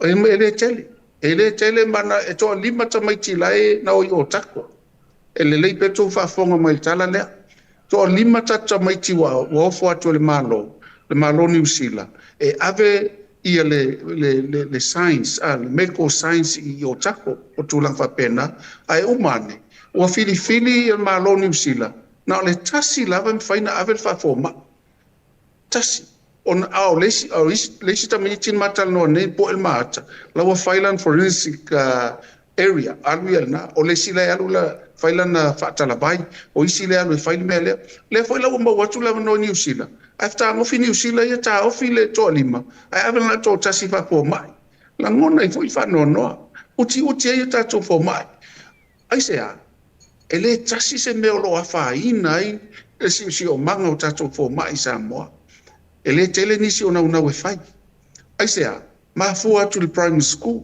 o atu lo lunga high school ia e tele o tamaiti a tonu fia le science ai le o le fa foma a le foi sa o atu tamaiti o limo la fa tau lima ina le fa foma i o tako ai va tu e New Zealand na to tasi fai fa foma o lo no winga o mama mai talo tatu fa moi e lua tatu university fa fo mai na le to lua lena fa u mai ile OUM fa u mai Australia len fa ungai i Brisbane ai penal to ono enen fa u mai fo ile tato wa onga fa fo mai university fa fo mai ile ne ono ma le lua wa vad le tai level man onga le ya ale o se a ngala le o tato fa tanoanga ia longo puia li ia le mamalu le atunu ina ima faina la to ilole tūlanga pangatia le ei tātou te minei e le whaingo fia le tūlanga le ei tātou ona mtua mafatia lava ile le ai o le tātou fōma ia ele le pelo ulongo atu whapena tau te langona ai ma le tūlanga o iai le mafatianga le iai e le whaingo fia ma o te ole atua o le mean star so i kua malolo ina ile nei vai tau Samoa e le na o se ngase na o Samoa nei a mai alo tau au a fai o iai ni o walo ata ma mai le science ma alo avet fa fo mai ia ma tau te talo atu le avea ia le mau au na mol tatu o tunu se ia to se lua se la unifo mai stai me tasi mai le na le vadus pu mon tupu te minei sa iwa tolu le utu le yese le sifa ia o tu langa fa pena ia ma le ava ma le mingao asiata ma le tatu maftanga ma lo faftai honorable ia molo sila fia fo o la wo o le tausanga le mawai atu sa launchinga le mato STEM project, te pela le mena te sau no mai ai, o le encourage le o tato alo mawhanau. E tau aweinga mata upu ia le science, technology, engineering ma le maths. Lanu o matu wawa ai atu. Pe o Samoa College le tele me ia fo mai. O le mea le mo mia le whaari lei I tutongu na mātua onga o science labs ia tolu, lei ele physics, chemistry ma le biology. Le lawa mata le mato campaign, mo lo silafia honorable, lawa mata le mato fundraising, wa mata fo ina mato we've approached funding, donor funders to help us establish a state of a modern chemistry and science lab o wale lumanga I o Samoa I mea tau fo mai. Meto engineer. I'm glad that you said that, and I also encourage other schools because ole ngā lulue whakasi o a onga ia a mese lalo le grassroots e mawhainga kako e mawhainga kako lo le haka o le rumangai in terms of our doctors, our engineers and our science students. I'm a loaf of tight. Malo whakatei mo le tātou whaasoa le vanga o le fiafi whakatei lo whioka le minista ua tele ia ai o le tai pe o le tala e whainga te whale. Ia o le tele fo I o sulu e tele whingo tai maua. Manongi le leifo I leo le lolo no le tele o le sua o le popo. Ia pe whila le rea fiafi le tātou ao ngā manongi. Ia o te lo fo e tā ua I o le mea fo I le upu whasa o le upu whabritania fo I le toi pēka o kako le basics. Mea na amata mai ai. Ia kasi fo I nei mata upu tā ua le wha compulsory fo I pe o le suggest le se to te. O le toi wha malusia lea o le ave o le science. Ia mai tūlanga fo I o vasenga I laloina ia o le sosoangi. O le si fo I vaenga a tawarunga tua I sau whinagalon tātou. Ia o avanoa fo I tātou providers fo I healthcare providers mai New Zealand aber tu atato mai tato New Zealand. Yeah, we have the South Seas o lai ai le Pacific Family Health Care Group o le fono e o nei o nanga fasi fo maroloina. O la fo e tai muai ta mali I ma ta mafana o tatu tulu. Pele o se ava no le fo I lea e ma fai ona fai ni tatu ngal nga fa pa anga. Mai lato. Ia e tai masina tai pe o proclame fa piscope foi lele. I tūlanga la o whaafo mai mi whaatau si soifua. E whatu I fo e whaia princess I Samoa ma tūlanga e sosoane I fo I a tātou Samoa. Ia e sofina ngalo o iese, te lo foi lana e fio mai na mawana wano e te rua whelo I mele fio ngai a le maru si lao o South Seas. Ia e tawarua mai e sofina ngalo ia wanoa whaafai pa anga nei ma tātou tama whanau soifo maroloina e te rui whafu. O leua mata le whainga pa anga ma South Seas e penso sila fia leua o fo I mai ia nai Samoa ia no atu. Au lewa mai e tau soifua lewa I nei. Ia wha moe o le masina fōu a toi lua masina. A watu fo le matou to ono tau soifua ma fō mai. E wha atama mai a tili mai ngā ruenga. Ia matonga fitinga. Ia ma masani fo I masini. Ia wha atasi mwha ata. Ma vāenga wha pena. Ia na wha mamuru mai fo I leo nisi o tau fō mai. Tau soifua e sosoani ai tātou. Whaftai wa e tā ua le vāenga lea. Awa o le mtuare lei lava o ia whainga paanga. A e te sila fia. Ia pei o nei mea ia. Una only pen 8. A o le tūlanga. Lewa tali mai ia anai whaftai anai o tene iloa wa mata tō vāenga. Me tonua leo tate mo o whāni una. Ina ia mawhaina tupu. Ina ia tofu ia lea onga kolisi nei. Ma le lab le sa unoa mai ai le specialist ta ua specialist tangatana o le science lana ia vaenga na iu mai ai I ia onga mawalunga mai fafo le lau whaataulanga ofo le angai mai nei o au tata mai tia science ona maua ilola ia lea o le toa tele o ta mai ti pasi ia ma au tauwina I nei tato onga university nei e lua ma watu po yo tako. O lesi la tala mana yo I tu sai man le whainga paanga nen whainei. Lau tala mai Waikato. Le la watu ia tato students whafo mai e 5. I le tau sangfo. Le wat tala mai. E 5 la tato fo mai e tauna I umai na. Iso se taimi a watu ai. Ma o tala fia na Waikato. Ia whaatai Waikato le tau tali mai le mana onga. E tele o waran matu o mai a ngai solo. A ngai atu ia matu ia fufuanga whainga malo. Awa matou vai atua, ua matua nau mati ia sa moi fo ma. mea moni na e le mata watu ai mafua mai o hawa onga mafua mai grassroot le level le tauna na fai ai ia le lui foi na mo matua wa ai matana o le science ta maiti ia o fatasi matus pa ia ta e mata o ile tua ia o ni fai la mi olanga ia o se toi tala tu le lo papionga asiata Ma lo whaktai, ia, la wha e utaro tātou wha ua te le lo sao i matau i wāle, nei wā ngā fo o le wha, whaktai le lau, para tua mai. Ia, o le suinga le ua whata o tō mai e le whionga i le ni pāle mi, ia, mara tātou whai ngā malo. A fia whai ka kala i sui fo marolo inga, o sa oan mingi sikar sui fo marolo a fia whai ka kala fo i le aonga, o sa oan media i on mingi sikar wa aonga, whaktai tere lu lau, avano whai ile to atele o ila to lo mai mo ta po ile ni va nga le fia fi ia to mo mai ia ta to fa tele no ia iso fi nga lo mo to to la lo wa la vale fa ta we no so fo malo lo ina ia biso na nga fa ta to wa so fo malo lo ina lo fio asiata o te whaftai o le maro awan ta ma futa mua o se laulu se fulo kilo ala vai atu pe wa valu lima ia marufa ia e whaftai whapena fo ia rea taua peia na o misa peia na o nae tauna lui ai o lau lui le mo le whaafonga anga sa moa e le se sea lau tala e mafua mai tātou a inga le ngase o sa moa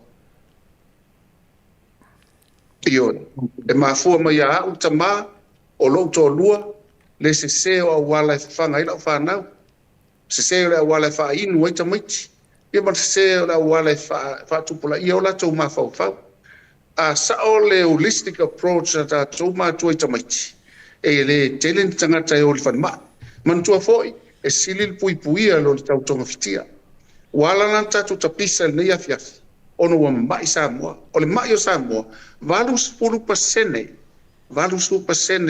o le tatu wa tunu wa yai tonu o fa mai le pisi a fa mai le pise mafua mai lau ai e mafua mai lau loula e mafua mai lau inu e mafua mai foi lo mafau ta to anga i lotu pecha iane e lo tadi mai le lotu i fa mai le ai a wa foi e watu ale ai ngamla ni fa mai le lotu toi foi mai malana fa mai lo nai o te lu ila ya mama papa wa ai le leila ula ai a mata tu nai lo ai ona fa tia le o ni wha mai e tupu mai ai tātou. Manuia le tātou wha moe, alo whangia le tua lau wha saunga sa moa, wha tai tele lava i le tauta iae, mo le neia mano wha aulu.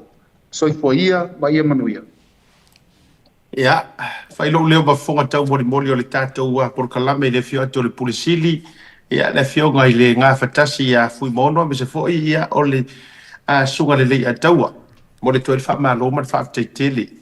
Tele lo sao ia be se foi o lau fasoa ia wa sa faoti le utu o le fai mea ile nei vanga foi o le fiafi ia wa ele ano foi le atore la au tai lau i lo fingano malama o ava e ngai te sila fia la vai te tau ona ave o fautuanga mo le toi mati na nga wenga ia le wa e tau tino ari sono le tamalo e lungo le tatou Porokalame ia mo mori o matou foi te talo ia ma o pero malo sim fa fo leva lo soifu ia war para fia ngai ia male tau toi no tatu tunu ela ile matanga ruengo so fo mara loina mo le fiafi a lo fatele atu i la ufionga meso so tatu tunu i Samoa so fo ia mo le te toi fo ia tatu marolonga ia a fo i mai o le besili o tau fa fo mai ma notice le lei le fionga le bing scar so fo mara loina nga o wa le rusi le fa exercise lo winga o se upu ya le ataua o se upu ya nai le ai se ele o no le singa ele o ma no ia fa fetai ia ele o ka u o malanga mai ka ya o sa varia fia fitim mo le fa ka u ya o bua nga yo usofo malo o manga ko fo disime Kakon marolonga. There is no better way to support the 685 than to buy locally sourced goods. Here at Tasi Market, owned and operated by Samoans for the Pacific.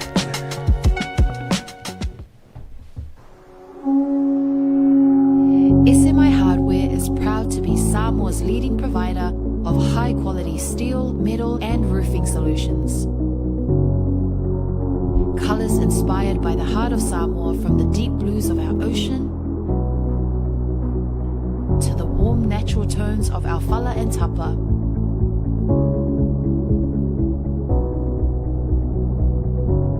To the vibrant greens of our island plants. With over 12 colours to choose from, you can find the perfect look to complement your home, business, or community project. Built to handle the sun, salt, and storms with strength you can rely on for years. For durability and for style, SMI Hardware is your number one choice.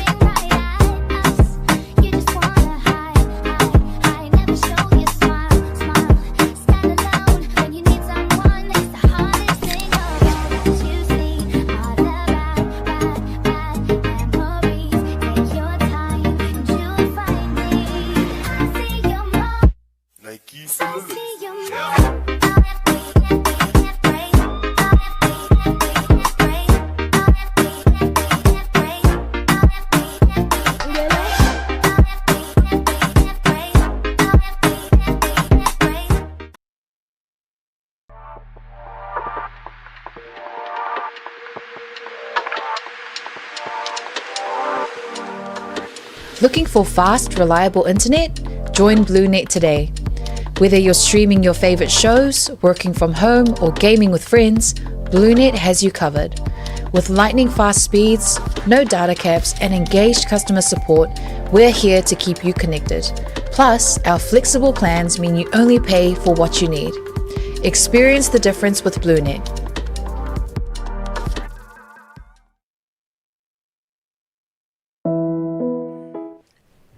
Ya, malo, lewa mai ka ko whakanoanga malmingiska o whangi o soifu maro loinga. Ia ma aksalo wa kere whangi mea mwhain ka ko i visiri. Sa visiringia ka ko lewa wa kari whangi o saungo mai mingiska o soifu maro loinga.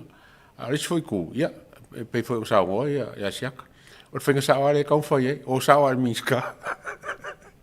Oi oi. O sa wa miska e su me ka ko kala ma sa ngo mai ia no ma malama ole tu le leile mana tu mai ata tu mana da ono e televisi su fo mana no inga ka ko wor mingiska a misil mingiska ka ko wor CEO pole fa ngungo le su fo mana no ina ia awa e le o kulo wa ata tu wor nga tu sa e ma faina tali el palmia ai ele o mawala va no ele fio el palmia e fio ai e fai nga sia singa per mele sa ngo men mingiska e kai me fai se o ai ni ficar mingiska se po va ai po kala me foi lele anai ma le ata ole undercover bosses de po kala me foi lele ka foi lele fai ya ese skai li fa ki lingi ko inga mas kai foi fa random person ai ha voi fai Asia que ia na staff foi le la ele o se foi fica ka mais ki ku no ora fio o ka fica fa sa vai fica ia ka va foi fa ka fa ale ngo ala e que le ale ia e whainga tā fo ina lua malama te le vaenga lea.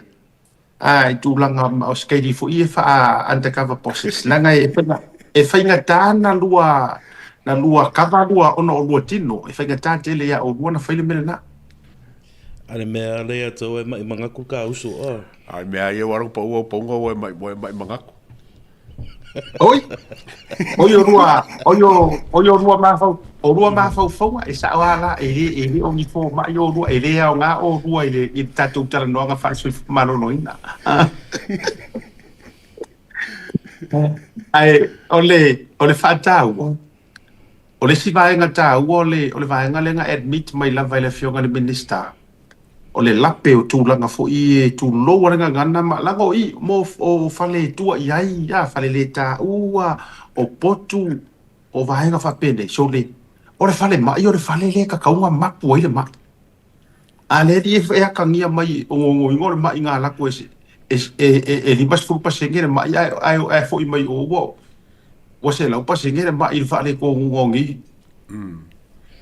sa le ia e manga ia fo i walanga le ke mai kawaku ia o vai ku le i fa so fo nge ia aku le pa pe falling fo nge o fala au le piko siling mga mi sa mo le Panadol ia po aspirin fo i po la fo ka unga e ka wai me hoi mo fulu mo ngi valo i mai ho ka ko yo sa mo a o pa ka unga pusa se lu e o ma ve sa mo ngai sa mo wa ke i fa eng so sangi ka pu le o le siokio o kako vai ia po fala Watanduana na whaonga maku kai sa mua nei me o isa.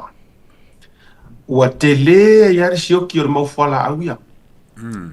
Wa foi tatou ele si tala vane ai mana tua e le ala foi le ala yo na tau le mau le fionga minister ta wa faula cameras. Or for ma. Le anga ka kaunga ola cameras. E to e maua ia nga oi ma lima tanga o vale o nisi o tau si soifua. Ma le au vaenga ia le lau ke whaia me o le sapalai o le au kuka isa.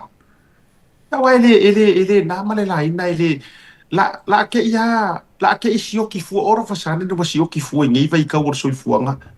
E oi. E ini ma fua nga ia le foi tato va ile tele o le nga oi nga pepe camera ile si taimi fo ina ile tato faritala vai o fisi me ai. So o vaenga ia. E ta ua i o le tatou tau logologo pai na le manga i o le koe wha ke ngei la u koe manga kua le mingiska la koe follow up le mingiska po o la sa o camera betulanga whapea o le si foi mea siata mo te foi mo le selfie fo le totele e le whengo fia le ngarwengo fia ngai ma le mingiska a me se le va inga le whalma i le i mko kua i lo le conditioner iai whapea foi fōma i o lo whapea ngai ngu kua. Yeah, given the amount of doctors that we have, lalo me le selau, i lo whalonga koe le saungonga le li mingiska. Yeah, ke pe foi lo example nga wakua siata langa mako, a inge ko o whafo mai. O le, like, o ke they can come and live overseas. Alanga o la ko langa fia kau kua pe mo Samoa. O le ngofo e Samoa e kau kua le kungu. E le lava foi la kung. So I come from that perspective foi. The perspective leo me la ko. I le whengu fie. Ia, o kongo le mangkua whaipalamengi ale ato, I think it was 2 weeks ago. Yeah. Sa whakalango inga le sioki leo whala au, le fo le mafo anga, e le kakao la mga sioki ngi whala au, wonga le whan mai. Mese vai la au lo whaanga e mai. But I think it was from the previous administration, the CEO, ila o kou wharongolongo le si leo. But, you know, regardless of who or what, I know that the minister has a big job in front of him. And that job is to correct the wrongs, move forward, and make sure that the hospital has what it needs and the doctors have what they need. Yeah, I say for il masa salonga asiak. Walanga makau sa mo le ka umbai e ko nga second grade fo ile leo o le isa. Wa esa le ba ko fo le ngumerkas. Ai le foi mo sa mo le ia ko nga kuka le fa nga fa la au le fin ka wa e foi ngi sia ka maro polisi le si ya fiaf o lo mo sa mo me o mo la va kuka le isa la le ba nga longo le fa ka street le ka lu ka la e pe kai ko ka la Ele lopo kasi ngi vai ngai kawa fo nga ko kilo ye po ke fo ka la fu ngi fo la mo le umo ngi la fu ya a foi le winga na le neta fayet se e ile pese foi le le fa ka sa ele ku ku fu me fa pena ele o le vanga si oki ka ko fo mai o le vanga ele fa pe mai a me nga ngaru aru matua tu mu ni fo mai o le ai o le winga o whamatalang ai se a ua run out ai dei mea. Ona fo i wa iai le isi mo o mianga ese mai. Ngai lo le mo o mianga ia nga o le ingu o ngo le uwa ki nga. Iyo. Ele whapea ua sui le population o Samoa nga saula eo se ka ko sui nga ukau whai ki nga ua uron lo se la ua whenga kai mea kasi. Ai e ua maafua na tutupu nei mea. Ona e ia isi mao mese mea ke kele aku ele nga malai nga lenga ole na yanta wale li poti ole aisa parpala dirty aisa le ole piua markama le kamala le kele nga fa nga ai maka kuka ko i foala au ponga i vi foala au me ki nga waka mixo le la o tua la ole melia le la tu muai ia uta le fare valley le or si kia vai la or si o ki mai or fuala au e penkoro ai si kia rungal ngo mero au papava ngai kango re o e fika fa ma fau o e si o ki fuala au ai anu rungal ngo mero au papa ma au si do o i tau te loa ia ele ma futa to ele menetinga le vai nga tawa wa o vai nga lai li poti mai sa mo o so nga o inga ia i fuala au ka pe kema le iloa le kai minga ave ese ai sila ia o tūlanga whapena ua mafua ai o le whata ua pe fone sau no le whionga ia anai o le se fufo e whata pena i le whionga le minista ngā pauasi vaenga ngō ukau ai tau tele me isi ka ko isu sa vaenga o le whiasi na pauasi vaenga no tau maua tunga i sau noanga wha le minista sole e kerenga koe e peye e mingi skala fionga ya au koe foi mai koe sau koe kau fai e le fionga mingi skai si fa ko au le ke kau vonga bo pa u tia o nga ruenga a managers la ya o la ko nga ruenga e fai ma tu langa fa pena fa mata o le se ka ka ye ka kuti o le fesiria nga dokta ma fa maka o le se ka nga ka ye ka kuti fa maka o ka ka sa o ka kuri o ka ka ye le ka mo fai fa ko nga ma a o le mai mau kupe ko kongi ele o fai o la tu titi pa tu i fo ya a o le na sa no ele fio nga minista u yo le ya ono botele le ta to wa fa so e winga ile ai se ka ko me mai le sim ta u pule ata me mai ya fa modeli ato wa o le wa va ya o lea ua talo sanga lo fiso lo yesili ina ia tao fia pe awana i a faawa wina le pili foi le a le fai pulo fale ata to le pulo rimonia yafi e fati tau foi le to pili no fai wala le na to le menei le na to wa case foi le ma le to ono ya fia mala fionga li pan mia ia e ui fava enga nae ma oti ai le talo sanga lo fiso lo yesili e au fiai male aveo i latou mai tutino le vaenga le ia ai pe ave al fa ma fa ina ia ta fia le apili ma tu langa fa pena me se for judicial review on the other hand o le fo to au mai le ke le lopo se rui po se talo sanga po se ayo inga po se awenga ale fai pure la valea o to au mai fo i le fionga le pa le mia ina ia malie ia e fai se la whaatautonga. Po se la io e nga whaatusipa ia. Mori mawina e la fai au. E mama mo mai la ua i le vaenga lea i le hit and run. I ona wha umai lo leo le me taupu. So o lesi maka upu o le kau anu e kangi le court. A o lesi maka upu o le kangi wha lea nganga. O se peforinga mai e rua kangi e fai. E kangi wha le kura fongo ko e kangi wha lea nganga. Au mai se whato whala inga lea tau. Ia, ole vaenga mo mua, ole whenga le apalai ale loia silima lako au ofisa o nga walewa nga pasi le kaimi e kau inga nga whai le kangi po le claim lea ala le pule ai o le si foi i ku foi le wa lisi mai la ko pe le wo fa kula fongo foi le ngo me sa le kau onga faia onga lelo e ingi mafu anga kau wala i onga kalia o le vanga pasi le kaimi o le si foi wa anga le ke vai aku ai a siaka ele o ke le ia lisi kako lo ia le vai ia li of pole ai malise ma si vai ma sam ile application le lo ia sili e fa ele o ke fo ia le official lo ia sili o lo la ko representing ia il palmia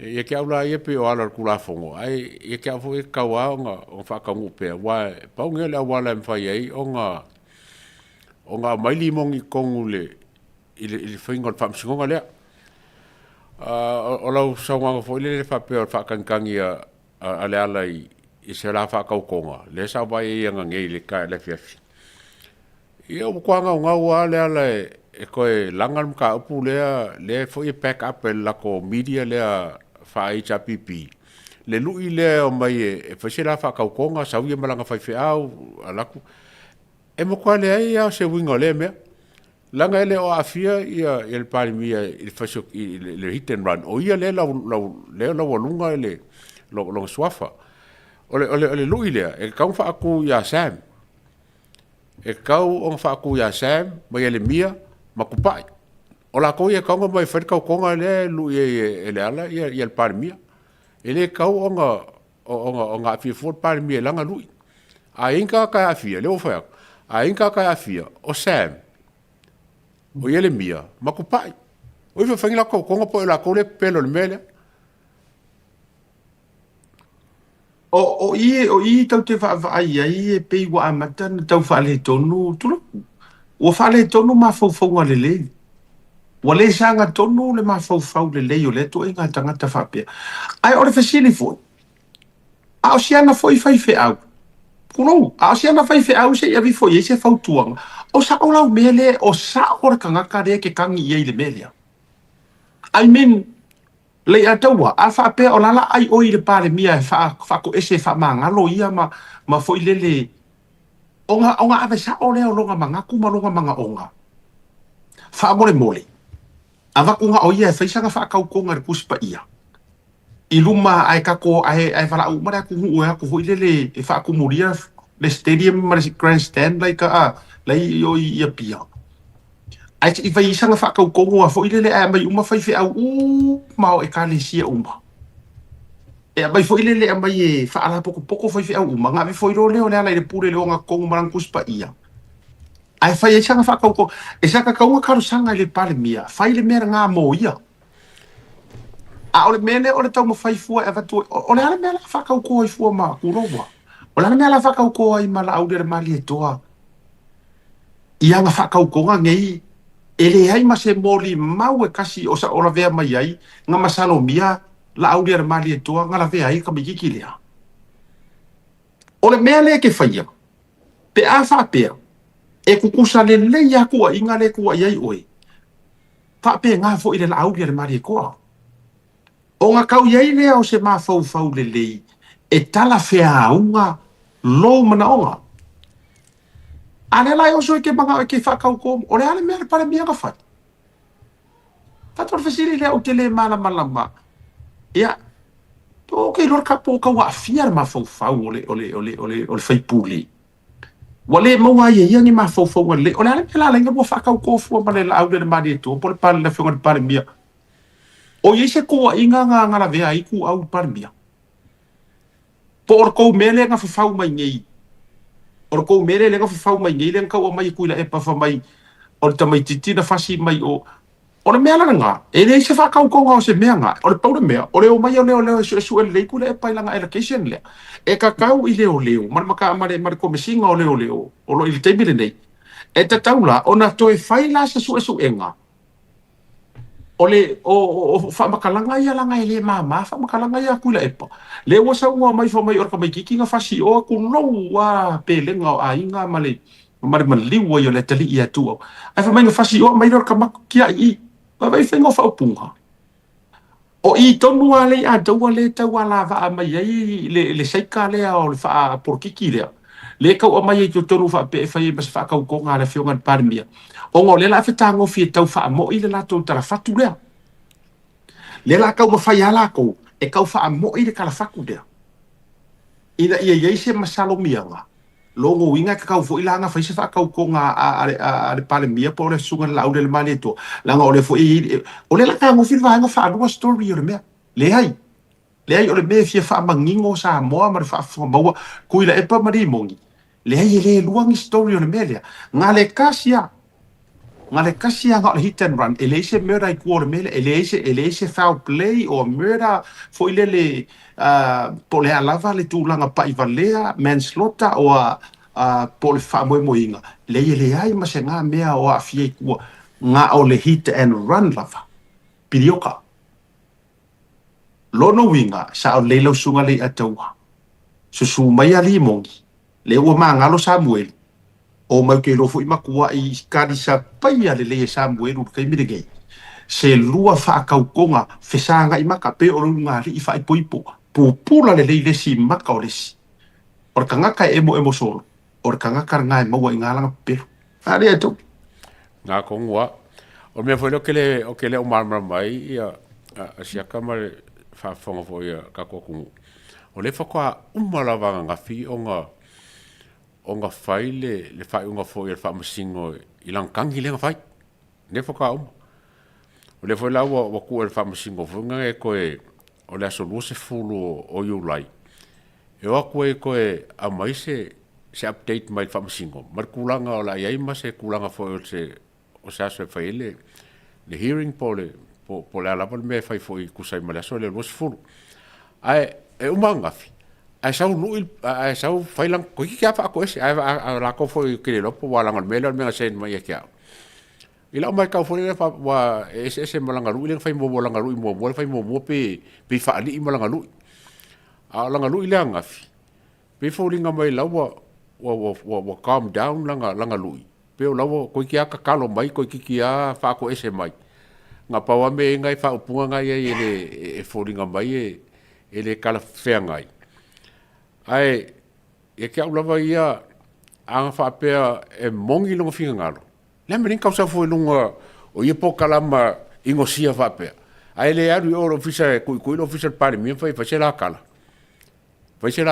ia ai alu ole mo kwa ingosia la vol mele ngalu sa wela nga fa mele fa ringa a fa ingi se fi ai ia le akos se la wa anga kanga kole le cha pi fi ai se ame walai onga le afio I o le official pale mia e fai fa le sera kala malo ia fa le sera kala al saula le e foi nga ke e ko kangi mai fa pe e ke awa ia e pe lava e kau le fe kau ia ke le mea o le fai lang kangi le I fa mskonga ai ko sa ko kar sanga le pale mia ko fa sera kau konga e le pale ngi la fa longo mala wai ia a voi la mena le tati fai tu wai o ila atoe tau nuu ia na upu mana tua mai le ataua o le la atoe tau nuu mai ia na upu ia na ia fola ma faa maua lunga ila na faa lenga I le pandemia fa mai se ilonga e se le me o so mai le la o na fato a pandemia le o le sunga lau le mali toa o le la koe fo ia se ilonga e se le me o so mai le la fato a make sense le ma sa ole ole to inga fa ole ala ka ko ngala sa we fa tu lo ia te au le ataua a fai ole vangoa le ole ala le pule remoni ia fe fa ko ese ya sa mo sa ole o ia fa ko ese tai kire o fa ko ala ngai le alange fa ko ese a fai nga ke manga nga o I kai umo e kalesia e pouco aku se mea ngofo nga fai kele ai lifo e fai e nga fa kau ko ngai ruma me fa penga awa ke lor kama sa ale fa kau ko mo sese e kasi ar fa kau ko ngai aki e piko poilo e aki e piko poko nga alo binga ale o fai etu alifo pe aruange nga ia aruange fai langa fa kau ko ngai nga o ia le ku ia le mori mau a fai fo ina ye se la kula ke ko arua e sa o ila usa wanga Samuel le ua free ia sunga Samuel na fo ila utela longa ua maua le se finga ngalo le leo Samuel e a lui fo le anga ato e fo ia itala Samuel ia nga fai le nga lu isa o Samuel manga kua oi o fengi pe nga lu isa Samuel li mongi ale sau lu i mai parmia mana tu fo ile video Samuel wa ia na video ese me fa tau tonga i lunga oi le fa tan no nga lunga tau tai ai si video nga po fe fai me kamaro se le fa mai ia oi le bong o po ia oi le bong a e fia kari kong wala sau kao vai susu mai la a fa fonga mai li mongi ke mingi susu ange kari ya Samuel ngale lu ia oi o le tangata na e li foi o e fe kau i le ia le lu i nga ya oi ai le anga o le mo ke mala malamba le mele ala ina e fia o so nga i o le pale mia o le tausu e nga ai o so alo fanga e fa ape ai tangata ele na o e tangata le tua i le mele le ai e nga o e la vai ko kasi e na fo yo no o fa yatu tu lo we o we le ile o se ise ro ko ika ya ke au ya le anga no va ai le si na fa tan do gale eto o le mele akingu mai ia di mongi ya ke kwa akingu ali mongi ya ke fai mai le anga o mata upua ia wa uma ai wo ngofo fu ko au mai Samuel du nga fa karango le wa ma fu ai o le fesilia o ke fia fesilia ko ya o limo o anga fea nga o mai lau maka upule o la fesilia nga mai ma wepe ana e le pala ai ke saurunga ka ki fa karango te lola utala le wo ukari mama ko fa fonga mai la tunu ule ato anga e le pala ai ke saurunga ka ki fa karango ke minga o mai ngo fa karango se anga e sau makele so fakwe ke saurunga ka ki fa karango e ke lola ukala ye ke wa leva nga uma le maka wa leva nga uma agua fo inga nga uma nga sabu malanga mori mau sauli mongi malanga kali palengi uma esa au le ato ya peke uma ai o ki fai ya kula va pe ya ki oi nga alau ele atua nga fa akanga ele atua se inga ia vange mai lunga le ku ai nga kangaka ma le va aku lo le ke ia awala ke ka ya kia awe ke le fia mai ya kia e ke fiu fo ye ke ongo ele kai kai o popole aku ro o pole me e mai hai awa nga le me e mai ai ma le wo va ya la tau na ofai malo ma fau ya fa uma fai e na ona o fa ya le anga ele sa ola fa makalanga le ke aru fa le fa mai o le maka upuaya o uma o ko kango foko e mai ia ka mai kikilo Samuel ele ai i uma se ko maka upu ia la oso uma o le anga bingi ska fa wano kai minga o le fa matalanga fa wano nga fai mai a o yai ngisi moli mau mangisi mau o i fa fo po fe lava the case is still open e ma fai nga mai fa karmo la nga la nga mai lungar ka maria wa foi ngala ku ya o ko leo ai ko ka go filomi ma omi fa ngi wale ani anga sila fia ele ku ele se fa ma o ngi melia se ele pasa la lau fa pe va ku fa fonga le tu mele e mana tu ale anga sila fia ele ku o ngi pepelo mangi faku nga me ia se wa leva nga oki wa leva nga ki fako ila no le maka upi ele se ko fia karakala ngoi ia lela o fai aku langa ua ma lela o fai atu vai nga lea li ataua fa fonga le tunu o fea la no uso la ofisiri a limongi lela me wa ele ama ia no uso lau kama fai a vare ke ua fai a va fakasi tu lo wa la mo ele ama ia na urpo nga se isko sawe au mai ko sa ili linga ia le nga sau fai mai o le ua umanga ko wiloa e ese sam lea o le si sam le ua mai New Zealand o fea ko fai ngai o fea ko kala ia le la wo ia ko o le ai o so la mai ka mai ke au ala mo wale mai fa mo ngala ka male le anke rule le nga pe ore fo fongo ava le an waro koki i lunga nga kai mi fo mai wo uma ko su enga o le sam sa o la wo fa so la ngi si la vai ka o ka mi kala nga ko fia Le ala me nga ele ka pa i lo uso fa ya vale ke ro fa ya va fakas. Le me nga ele ka pa ia va ko fa e kuru mo fa si honga. E fai sang fa makalapa. Oi, ai sa me nga ele ka pa ia va ko fa sang mori mau. O ko kala yang ko fai mai o sam sa wa le nga ave le fala le o fe o ia nga se. La me nga ko le o ia ave ke si le. Ma fu le ala na lu te vetu fa ma dio ko finga ngalo. Fa maru bua. A fai wo ko fiu e ki ngai ai lara. Le anga e fai mea maka ukia le akua. Fai la o ko i mori mau nga sau mar kamare o ankeru. Wa fiu e la o mai le sam kasi, sam lua, sam koru, sam fa. Wa fiu e sau le solo nga sam. E le kai fia kala ngwa inisia. E nga kare nga kai mi. Ko e tai down. Nga oso mai a kau faku mai. Ko e parasi ilano. Ai sea. E le au i le akua. Ai ko ke fiu e ki ngia le mori mau a Samuelu le nga sau ngor kau kai ai. E shaina e agua e susulu pea. Ai sea. Le ango inganga ile a au kamakau le tua. Se ivangia i runga. Le la wakau whare kongo i moro mawhau. Ia la e oso la nu il pare mia e whaingi wa whakau kongo. O la mea pare mia nga whai lea mea. Ia li a taua na o sisi motunga a wharanga e. Maro. E sa o le lava oi. O ke le loa ia le ala. Po le ale whainka o le alu ia le whai mo wolanga ia kaukonga. Alua ia whailanga ia kaukonga. Yes. Ma whai loa me le kungu ulau whailanga kaukonga. Awa, o ke le mamalama para me kaukoso koi fulpare mia pe a whape o lai ilonga i whinga ngalo e whai.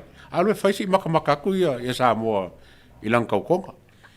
Le voi nga whai ngofianga alu whailanga track test po le voi kako masalo mia. Ia whawhakai lau whai. So e leila se mea lenka fi le alfo ia e whailanga ia kaukonga. A bakulanga whai whiau, kalo mangisi whai whiau whai se loko. Whai marang kaukonga le e mga mia, si ka kauwaka pe whailang kaukonga. O le si vanga fwoi le si aka le o ki kau maa fwoi e. Se, o ke le iloa po whai finga ngalo le li ima le, ma sa ininga le meo kongo ngem ka upu. A whai fwoi, wa whasi se inga i e lem ka upu. Ia awala ia mai lai mea kongo. O leo wa ke ia wa se o pari mia. A le penga saungo, le whengu whaalongo le video le vai. E her kala sa mga whe mai. Sau ka hao whamsi kongo. A se au, alu au whal pui. A se o e, alu au whal pui. Vai e mangingo a le kala a sa longo wingala. A iska nga kai mga o e lui whakau konga. Lui sam. Mai le whenkafo ya sa mga ko whalu whakau konga nga. Le nā tonu lava. Le nā le ia taua peino whai atu. Ua matua whaasanga. E se awhai rau whakole mele maua i morkanga ka whauarunga ma wha mauarunga re kai kai o le atunu. Mana tua mai. Kusa po langa wa ai ku loa e tai panga kukusa i kausanga. Ku loa male a. Ai o lana tiro le nā whapea maua e ngofo a ma praise kula e pape o le akua. Ai va ai maua lalo le sunga la au le mari e tu. Awa nei ngaru. Wa fai va ese no pepe wa ese le la wa lunga male fa mangu yanga wa ia ile fionga le pare mia. Ora kai o le kumu. Ai fai ia kala la fonga fa sa usili ma fa ma wa lunga. Fa mai se longa se le me o soil. O le ala le tua patatua upu ia wa e toe le o toe fo ia tu upu ia te oi. Ia o le ala wa kua mai le me ka upe wa fa le kongo se le me wa ia ilo ma tu loa.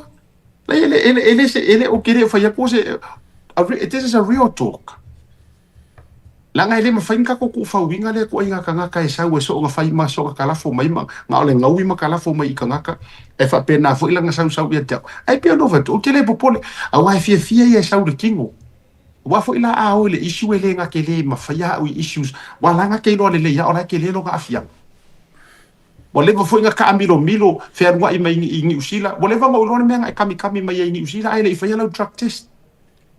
Whatever.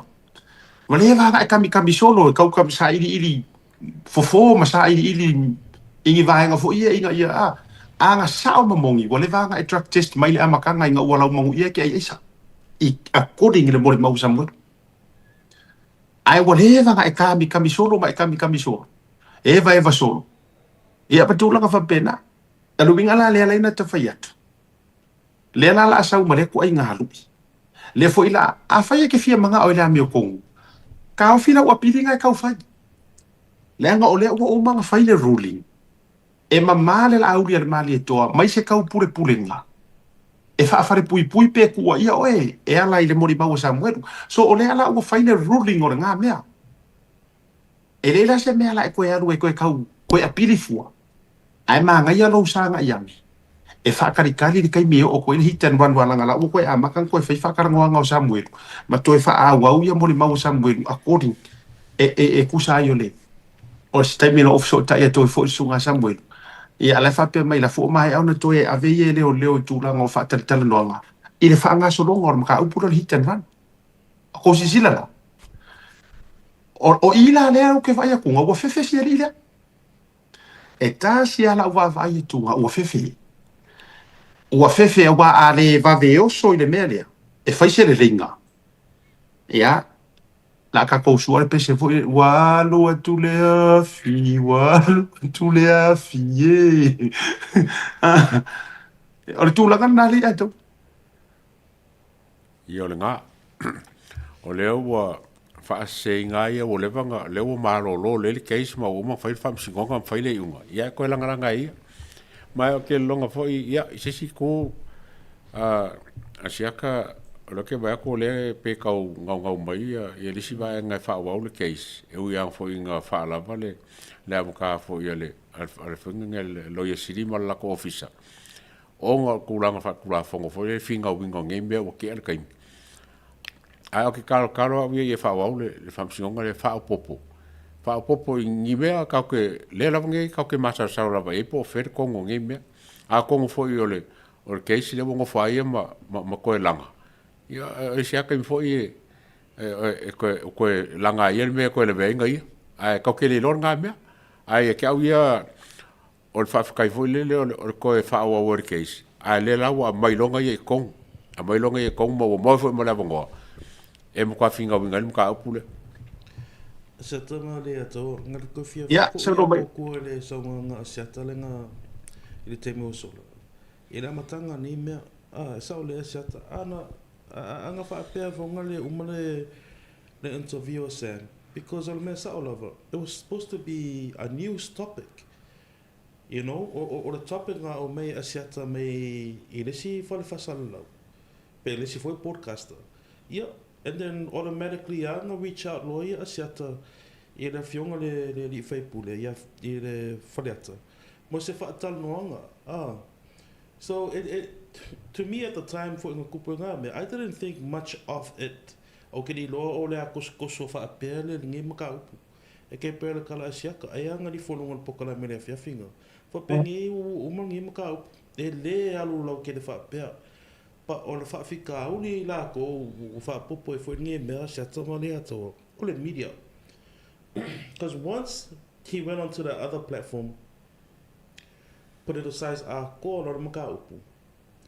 Personalized a ko fo ia le la wo ka ko ole le ko nga mela le fa ku fa mai you know it's just become so toxic wa fa inga ko me mama inga fa inga ko me lo fionga asiata fa pe vo ia le ato ia malo ia ka fa ko va ia ko ia after you name after isa on le fa so ala fionga le pule le ato wa lenga ai se piko sidinga moli mawinga le melia o le fionga ia nai ai pe no fat la va ku na fa ke inga le wa la fa fonga mai ia li mongi le maka met ke mi ngai e la va tu fa te inga le o le keisa le fionga ia lo au fa ku lo wa lo au ke ne tisi o ko mai ia le swa fa le fionga ia lo au le keis fo ile le na mu mai fa le ai nga fo ile ma sa wai man to fo na mu fo ia respond ia le tato por kalame ona fai lo fa tal noanga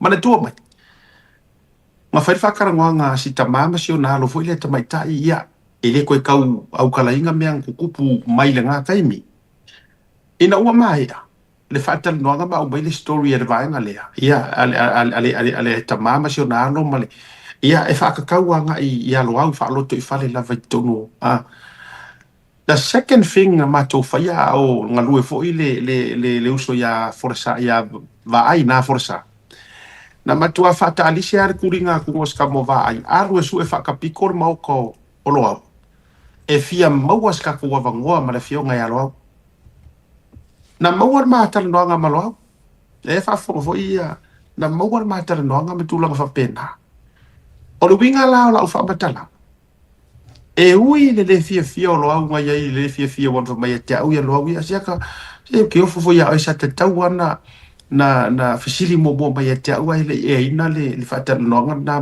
ma la nga ka fo ngai lo le story ana o fa ko so se o ma ko ki ke e o mga mako wo le spiko mako mai le fu mako mai la ufionga nga uma lo inga uma le a dawa mar fa fo ba sa mo o fela o ko e pisa ingi si nga kes o fea o ko e pisa ingi si nga kes ma fo isia e ui le fia o le fionga ko e ka fangua ia i le ripoki foi sa mato fai mai i le fa ina o fa tan no si tamasia ma siona fi ai sa mau fo ilo na vano na fa manino fo ilana pitola nga uma le ere iangi si me a nga ko sanga fa nga mako ka mo fai fa pela eri ku lava se ia fa fa pui halo hau pe se ia fa fa pui fo ia si tamasia ma sia na fana le hai a ore keisa le arkakari ia pe ana o foi atu au ke ko e kamai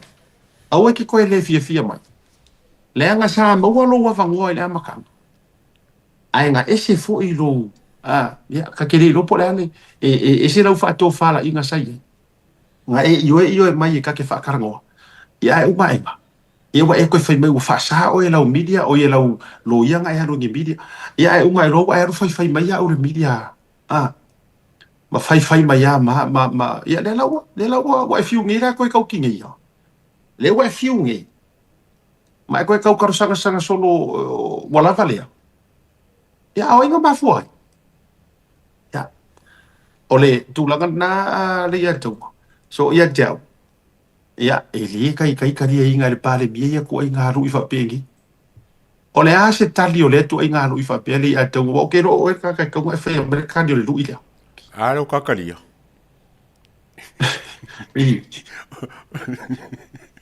ele ko kali il par mio ka wa fa ka ya ole ar kali ele o mai masam fa la ka ko ngam sam mo aru e fa mo ran ka ko nga ia ka ba ya ku sa mo aru ko nga fa lan ka ko nga lang fa sa mo lang fa fa wa me uma sa ungi uma po o ke le ko me fa nga ka ko nga o ki fa pengi a siaka po me fa ngi fa malu vo nga ka o ko ai ma ku me maka ma me afakala ma e me nga ku maka me fa penga ia o ke lo pa sa ngi me pengi ai me nga ka ngaru e fa o ku kama ke ro ku kama e tu ilu mo e ta oto o so fo e ta oto tu li mai fata ona mai le mo me o ku kama fo i ta fisi tu ilu ngo mata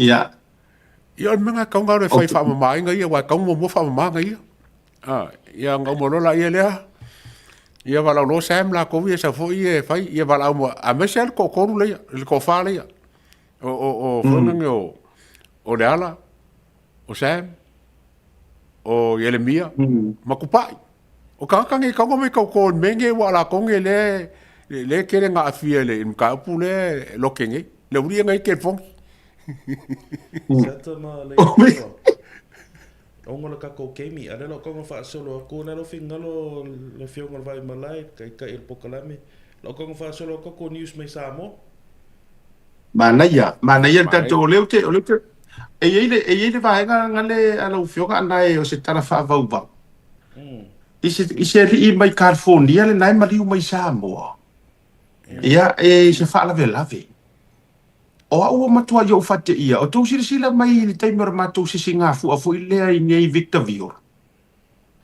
na tu sila mai la le ya taua ma nai ma Samoa ile timer matu ava o filo inga ile ava fu ile amatanga le tangata le sa tau tu ava le sa ku ava le ava filo inga le matu se singa fu ai Victorville tu la i mo Samoa toli o se kamar nga o mali o mai Samoa na mai no se singa fu malanga atu lo isa moa ia le uso ia longi o longi lo na suafa lena a to wo to ya lo to mata i le ata ia le sa tau tu ava i le matou fa boy fo i o le tula i mo sa moa na uma loa le sisinga fu ale vai aso le te dei malanga atu ia e tafau atu i sa moa ma le so fufu ai pese i wo fate ia fo i le va vai atu ma le fa longo atu e vai atu fa fonga sa moa ia i le maliu fasia mai o sita mai sa moa le tati tau fai tau atu la vai fōringa mai ia ua faa o lima ia i nisi po na ua tau fia nisi fo i mtanga ruenga o leo a nae ma le atau. Ia e to o tolu alo me le nuu leo faa penga tau fia la ua charging e leo. Ia o te loa se tala faa no fo i ani tuenga e le toi uma le mea neo le malo vale you know, when they're drunk, they act stupid. Makua, there is a responsibility. You know, pele emo le maka ngime o le falavlavi. So sad that it's happened and so sad that it... Ioi. Talo fai si tamau o longi na matala no, te manatua na matala no. Ia, o si uso fo i mautu sio na ainga e fai sio na toa lua e no nofo ma le palangi. Ia, i nei California, Victorville, i San Bernardino. Ia anasa malanga atu oi tala fia fo si uso le aso fo na wo uma o fa malo ia ila na tautu ava. Ia mo fa fetai ia. Ia pa ngale o le foto ata mo foto a o mo wa na le la le atoanga. Ia o le uso ia longi talo fai. Ia fa me se le nga o le tua. Ai me se fo io o le warota nei ia male e kalesia nei. Ia me se fo io le community mo fo ilo ava no le ni va no le fiafi. Ia e fai masui o le matou komiti o le tula i mo Samoa i Victorville. Ia fa me se tua ile nga o le tua talo fai. Ia lilo i manatua le a langa atu le uso ma lua tuai wo i moto fo ia ona o le fata mana ia me se fo. Kasi lea vaenga le o se sao fa afi tono tatu o tunu usoli. Meo le popoi foi lele malele ia o se mafau fau. A me se au la itia ta de vava ia tole matutua ta maitia na faia le tau fai tau atu. Asiato, ia, whapewa ia le ato. On this same weekend, the 22-year-old mayor was also assaulted. No, not that weekend. A 22-year-old mayor was also assaulted on Thursday night at Ngāfuafua. Ia, lelo mo ngi tala the update asiata male ata wo maliu. Sa tau fia le ICU. Ola mo tua ile anga le fasinga o si mea. And, you know, again, when is this gonna stop? Wo lua ale mi mika male le, I've seen people like this. I've seen it with my own eyes. I vanga ia fai kai kaulanga. Lese mea maka ngofia wha pēra rā ko i maanga ia mo kua i makanga. O le whautuanga lea watu, pe ana ta whai atu. O au whate ia u le uso ia longi. E ana o whai atu o koe arungi o koe makamaka i live ali tato. Ato sila iai. Tau ole mata le live o le tautai a ena i le tato sisi ngā fua i le ava. Le ava whailoa inga nae. Le li le kauku ava, le nā latu i lunga stama tau tū le ava i lunga le stage ma. Ia o ia tonu lava le nā. O ka whake ia o ka ke i fo i ma. Ia, ai mesela sina uso fo i lusu lua te usanga. Tasi lea malo vale le ua whaatupula ia i tutono le tātou watunu. Le ala fo i lea o le tatalo o le mtanga ruenga o leo e mese fo i o le fisuia i. Ua te tau ana matua ato e teu le leitu la fono o whaasalalanga o me whapenei. Ioi.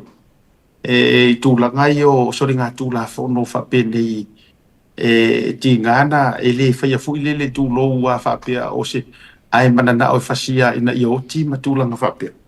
Ia, le teitei tutupuna i me whapenei o no o matua fai o le whasua a vāu ki roe e ova mare whele lei mare ova ma. Ia, whamese le ngā ngore tua. Anai o aisi tātou update whamore mole. Ia, o le simata upu leo le alo peo le atali e whaasino le whionga le li palimia. Ia fui mono aselemo Schmidt. Ia, le sa iei fo i si whale whasalau. Ia o te ri lopo e ingo ia whasalau. Ai ngai whaapea o le ektotongi le mālo langa pāsese whaapea fwelanga i tū la whengaluenga. Ia, le ataua mai so fina ngalo le mata upu le asile mata upu ele ngata o le pese le ale observa le fai mai ia a o matua pe pese fa solo ato mai ai ia madisio i lato o le fata te e tūlanga o le malo e mai so fina ngalo o le maka upu mo manga nga saungo ele pare mia ma mo fa ma minga por kausanga wa po ko il ka kausanga pe a ia maka upu ngai a le wa langa ila ko e laka mai ma le malama i le saunganga e winga foila i le ano le o le parmia i lau mai kau i malanga i kenge o le ngai o le ano le o parmia i wa makau le fo fankanga ko ai mese ka minga ngasi e mga mia kere ko nga sosoangi le fai e skamasi o lemo ang selem e le la se me alenga po le fua o la lava sa ngo le palmia o expenses uma e pe ia nga ia la ko ia mai le se me alenga afia fu ma le pisa ngem ka pure a pe ka ko fu la le pisa pe le ka langa mai le vaenga le ia le malo le faiale al palmia mo ngalo si ka ko ma focasia il palmia fu la ko ia mo ngalo le sa CEO de finance e ke le aku le fainga nga il mele pe aka ko kalongola le son and father le kamama le akali o le e nga le iskamasi o le faia ia mo personal care fo nga al parmia ile vai o anga i mea faia o fo ia mo o se vai ma o angi me fai lengo o ke mai kaua ese la nga skamasia compare la i le father and son lenga fai popula i lo mosamo lenga fai popula lo mosamo anga le la kuenga lo sa le kuria lo nga kadi le fikau yo mele nga yengi ai se me lenga le mai fa kuskusanga ia ole fenga ole o palmia le ma lo nga kadi ia mal palmia le nga i mo lo fo ia kadi ele ai ma se pa se la ia mka upunga e ke aula ia it's an unfair fa se a foi le se me e ka ua mo so fu malo lo inga le palmia ai mai se ele mfa se la ko nga faile nga ruenga le ele mfa fo ele o ia securities la ia po ricazzi al palmia nga faile nga ruenga le langa le se la ko nga ruenga le ele se job description e fai leo ia ko nga nga e fai skamasi o selem ma lo faktaia na lo firgalo le ataua o le vai lo foi tato we a o le lo ni mea o nga tala no i a wale o le mea o ai le finga o mano se vai o pare mia o ai le ave o le atali i o le pale mia e ula na ato o ha uma mea fa penei ua anoa ona e mafua mai ua le ai ani mea mana na ia e toi tala noa iai e tangata o le mea ta ua sa moe lau whaafonga ma lau mai moa lai whaamarino mai e le whainga ma lo lau whaamarino mai ele fonga fo i o le official pale mia e ala i tūlanga o media whalau e tele ele ai se kupe ale malo o koko ngi ai le ano o le pale mia pirioka o ana fo i tūlanga o fe malanga inga male fio inga masione tama o lai whaatu pe lava ia e le pale mia ia malonga a inga kuro io o le fesiri o le har kofi au o le fesiri sa o nga o le har tofi au ua to te le mali dia i te no to ia tupi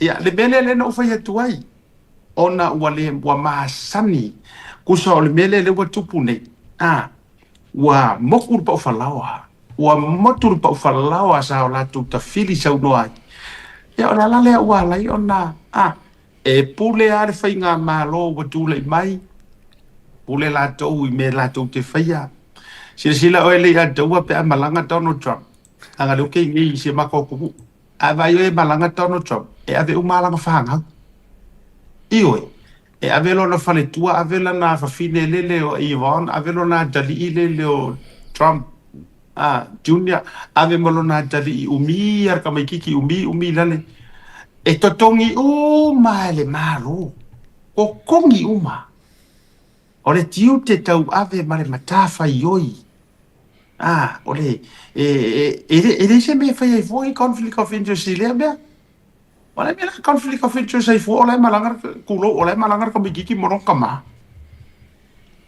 che ole tato tu lo wa peno te fai wale ai ni me e pa u se tama ai ngai ole fesiri e pa u se kama ai ngai le pase so asalembo pe u mai mau ku pe yang fai mala va le o i ata togolo tau te tala noa i tupe whakaki ai. Whio i hei kupe milionga i anga lenga kia i mara vale le kia vea. O whio i eira mau kupe milionga wa kia i le wafu ngani saki koa. O whio i eira mau milionga, o whio, e o se milionga se pase se o asalemu.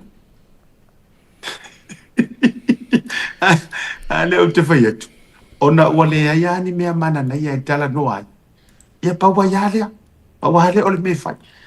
Me taua ia lai manino ta tonga process ai be se foi le o manino le sau no nga official o le malo le pressure government of Samoa au fa manino mai e le ia se me fa penga o foi le o ko kongi ku per malo ia ai sa o fa fingi ai aka ilo foi la aka ngange ko kongi el malo o le har ko fi au ngambi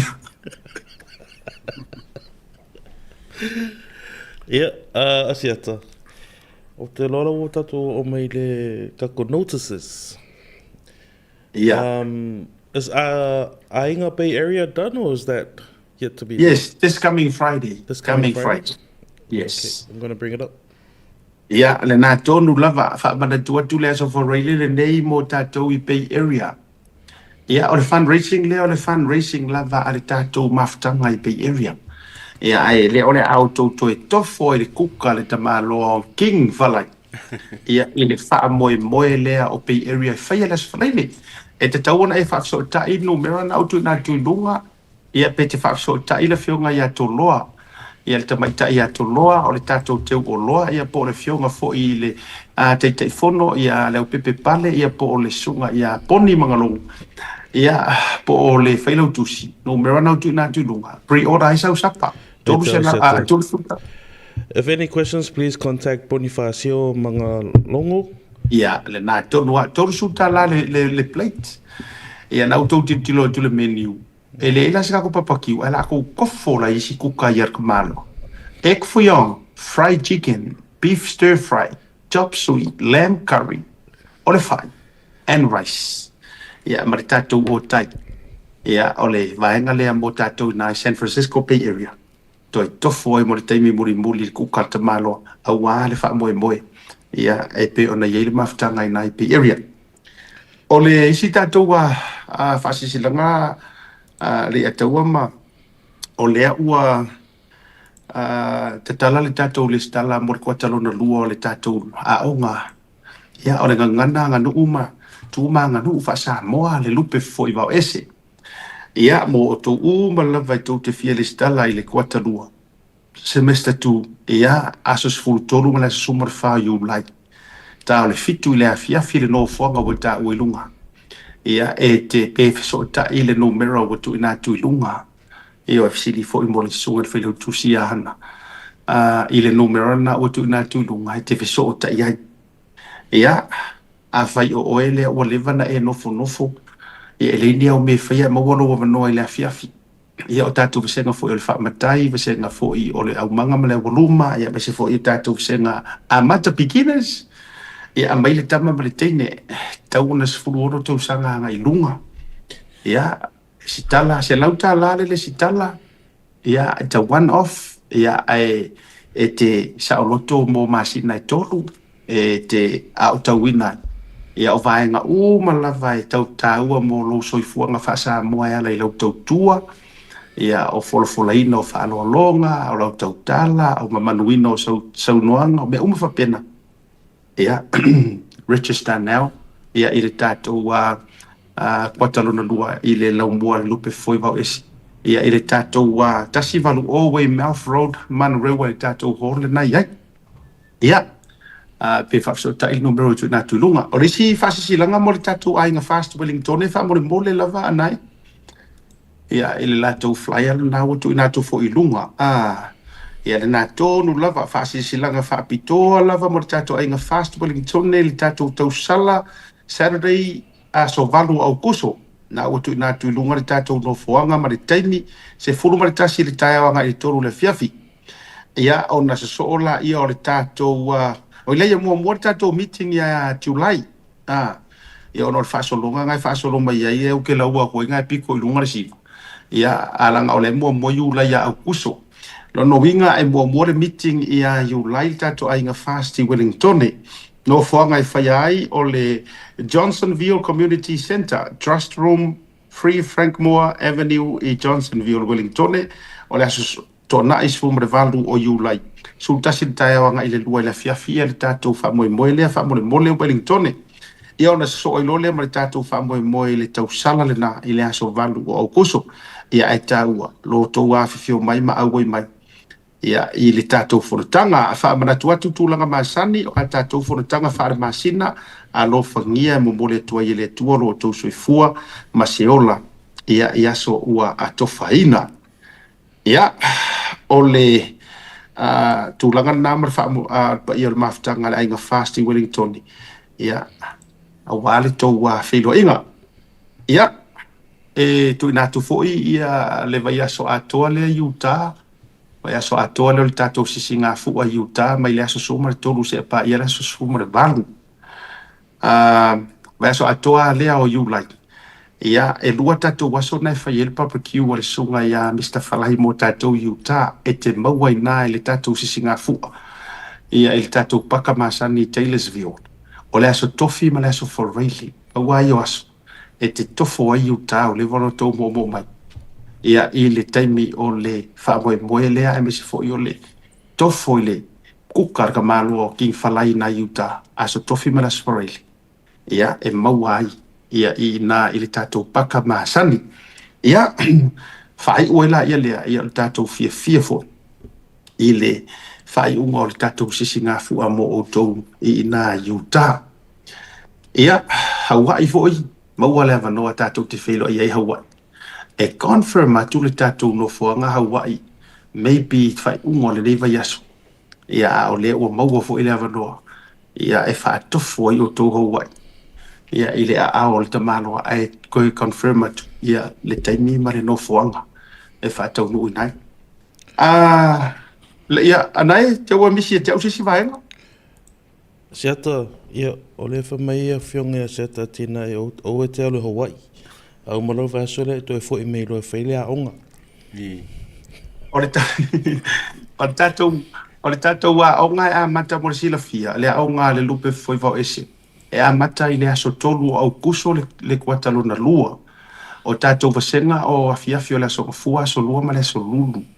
After hours i le tau le fitu i le fiafi. Ia anga i le tau le hiva. E available foi o ele te Australia, America, Hawaii, po Fairlove. Ia via Zoom. Ia na e follow through us i lungo le tātou website, po lungo le tātou page, le Facebook page, le lupe foi voice. Ia mo le whātau nuina foi o lau restala, se i ua foi toi whaamanino atu. Ia le whainga o lau restala online, ia mo le whaongaina foi le tātou talo whawaucha. Ia e te mawhaiona e restala. Ia e whaongale su me te a onga mai e le atunu. Te le tātou tātou to o a onga mai Samoa. O le whiwhianga nao loto le ia taua me se le whaafonga mai le atunu. Lai whaonga fo ia nei o tātou tangata i Samoa. Nao, o le tu ala loa ia marafokuanga, wa ia isi e whaapea o la tu manatu ia. Se mau kele mo o mia kele a ngā mea ngike. E ia re kai mea mawai oi. E ia re kai mea mawai oi. Ia na te ia leo e whamai, sorry. E sa o arfa mga kua asia tama. Ia, te lo na pauna o se, vai ngore riva, tula ngore nia, fia wha umatua ina upito nei, ia matou i Amerika nei. Ia, ari i tu otu le pokala me wha umamai loa whionga, ngare te o fia whaftai ato e tatu sponsors maasangi a seata? le nā tonu lava whafteitele digital, ia mai se fo le tātou SMI, ia ngata I lea o le tātou au nanga masani fo ia le tātou TL marketing, ia whaftei fo I le tātou tasi market, ia le lango sua I tātou Porokalame Samoa Tourism Authority whaafteitele fo I whatutuina o le tātou tautua mna unanga, tau te ngan lui whatasi ngata I lea o le Samoa Airport Authority le fionga whaurulunga ma le pulenga, ia o company whai ona tātou ngā lulue mo atonga, ia le uso ia lupe matasila, ia mai se fo o siona uso lai titi ia mau, whaafteitele fo ia ana me ke rua kani ia ai mai so tātou whare maliu, ia ale fionga ia vui mar wharetua, ia Naomi Australia, Sydney Australia, o le tātou o unanga o le WT lawyer, I nai Brisbane Australia, Jevik, ia ma le tātou au unanga fo I o le tabano Mr. Falai Melepone for catering, ia so o se wha moe, ia nisi o tātou company lang sua, o moli wha malo ma le wha tele.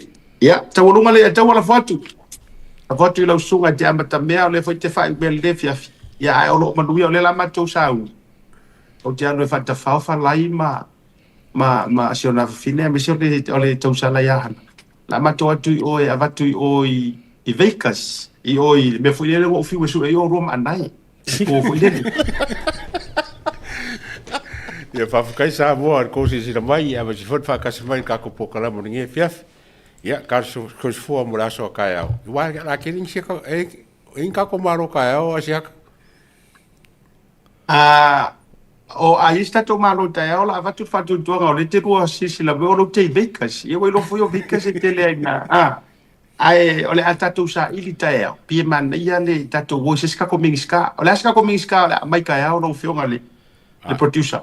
Ko la producer ka upunga a. So mas skako mingiska kai au. Ave producer su e mesta.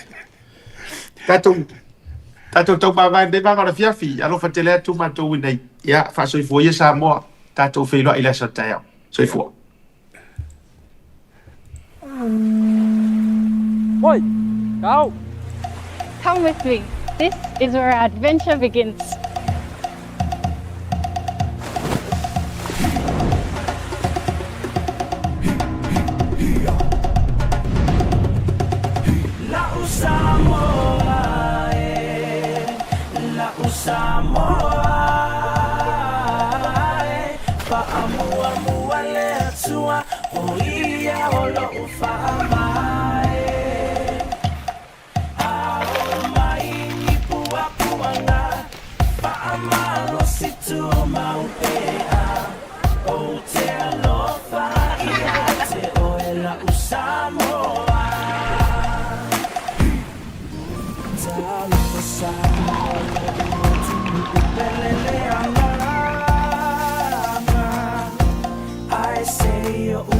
Pese atu mafamatala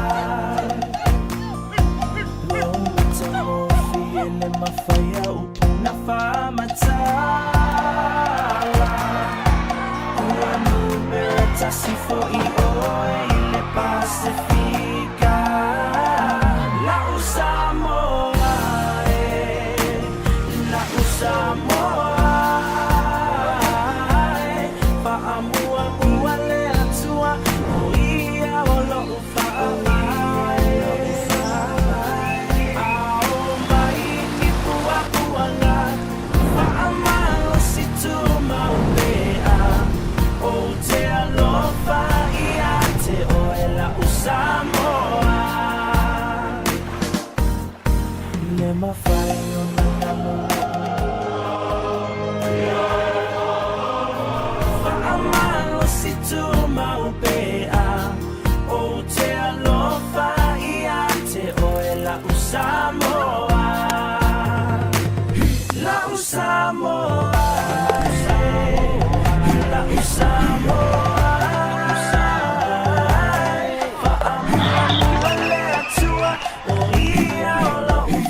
Bye.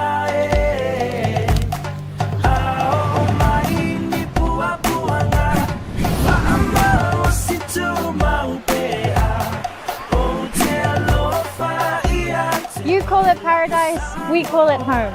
This is Samoa. There were no Samoan lawyers in this industry back in the day that were doing what I'm doing, which is giving back to the Pasifika community. A lot of people see lawyers in the negative light, and my job is to change it. And how do we do that? Step by step. We build the trust in the community. And that's all I want to do, is I just want to help my people and do good things for my people. The biggest problem is that we're underrepresented. We are unaware of our rights and our entitlements. My job as a Pasifika lawyer in Queensland is to educate our people. The best part of my job is being able to see the smile on my people's faces, to be able to see them progress on and move on with their lives. We have a saying in our firm that says, our job or our mission is to enrich the lives of every single one of our clients. And I believe that to be very true. The best part of my job is leaving our clients in a better position than before they met us.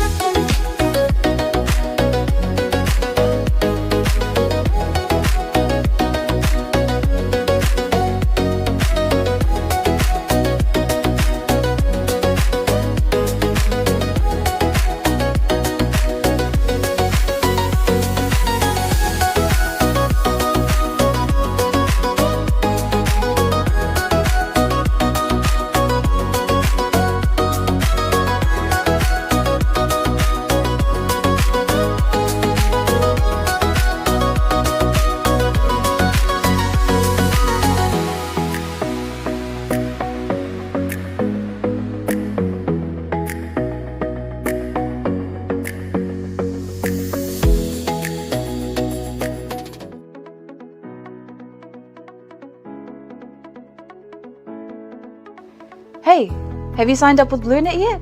No? Well, let's fix that. Head over to www.bluenet.co.nz and hit Join Us today. All you need to do is fill in your name, date of birth, phone number, and a few other details. This helps us get you set up faster. We'll also need a photo of your ONT serial number and your modem. Not sure what an ONT is? Don't worry, this is what it looks like, and every house with internet has one. And make sure you have a valid ID and a utility bill or government letter to confirm your address.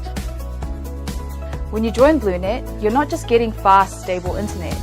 You're also supporting shows like Tautaiae, Breaking Waves, and Sports Salanoa. Your BlueNet subscription helps us bring you more content. If you sign up this month, you get $10 off your first 3 months. If you have any questions, call 0800 258 638. Join BlueNet today.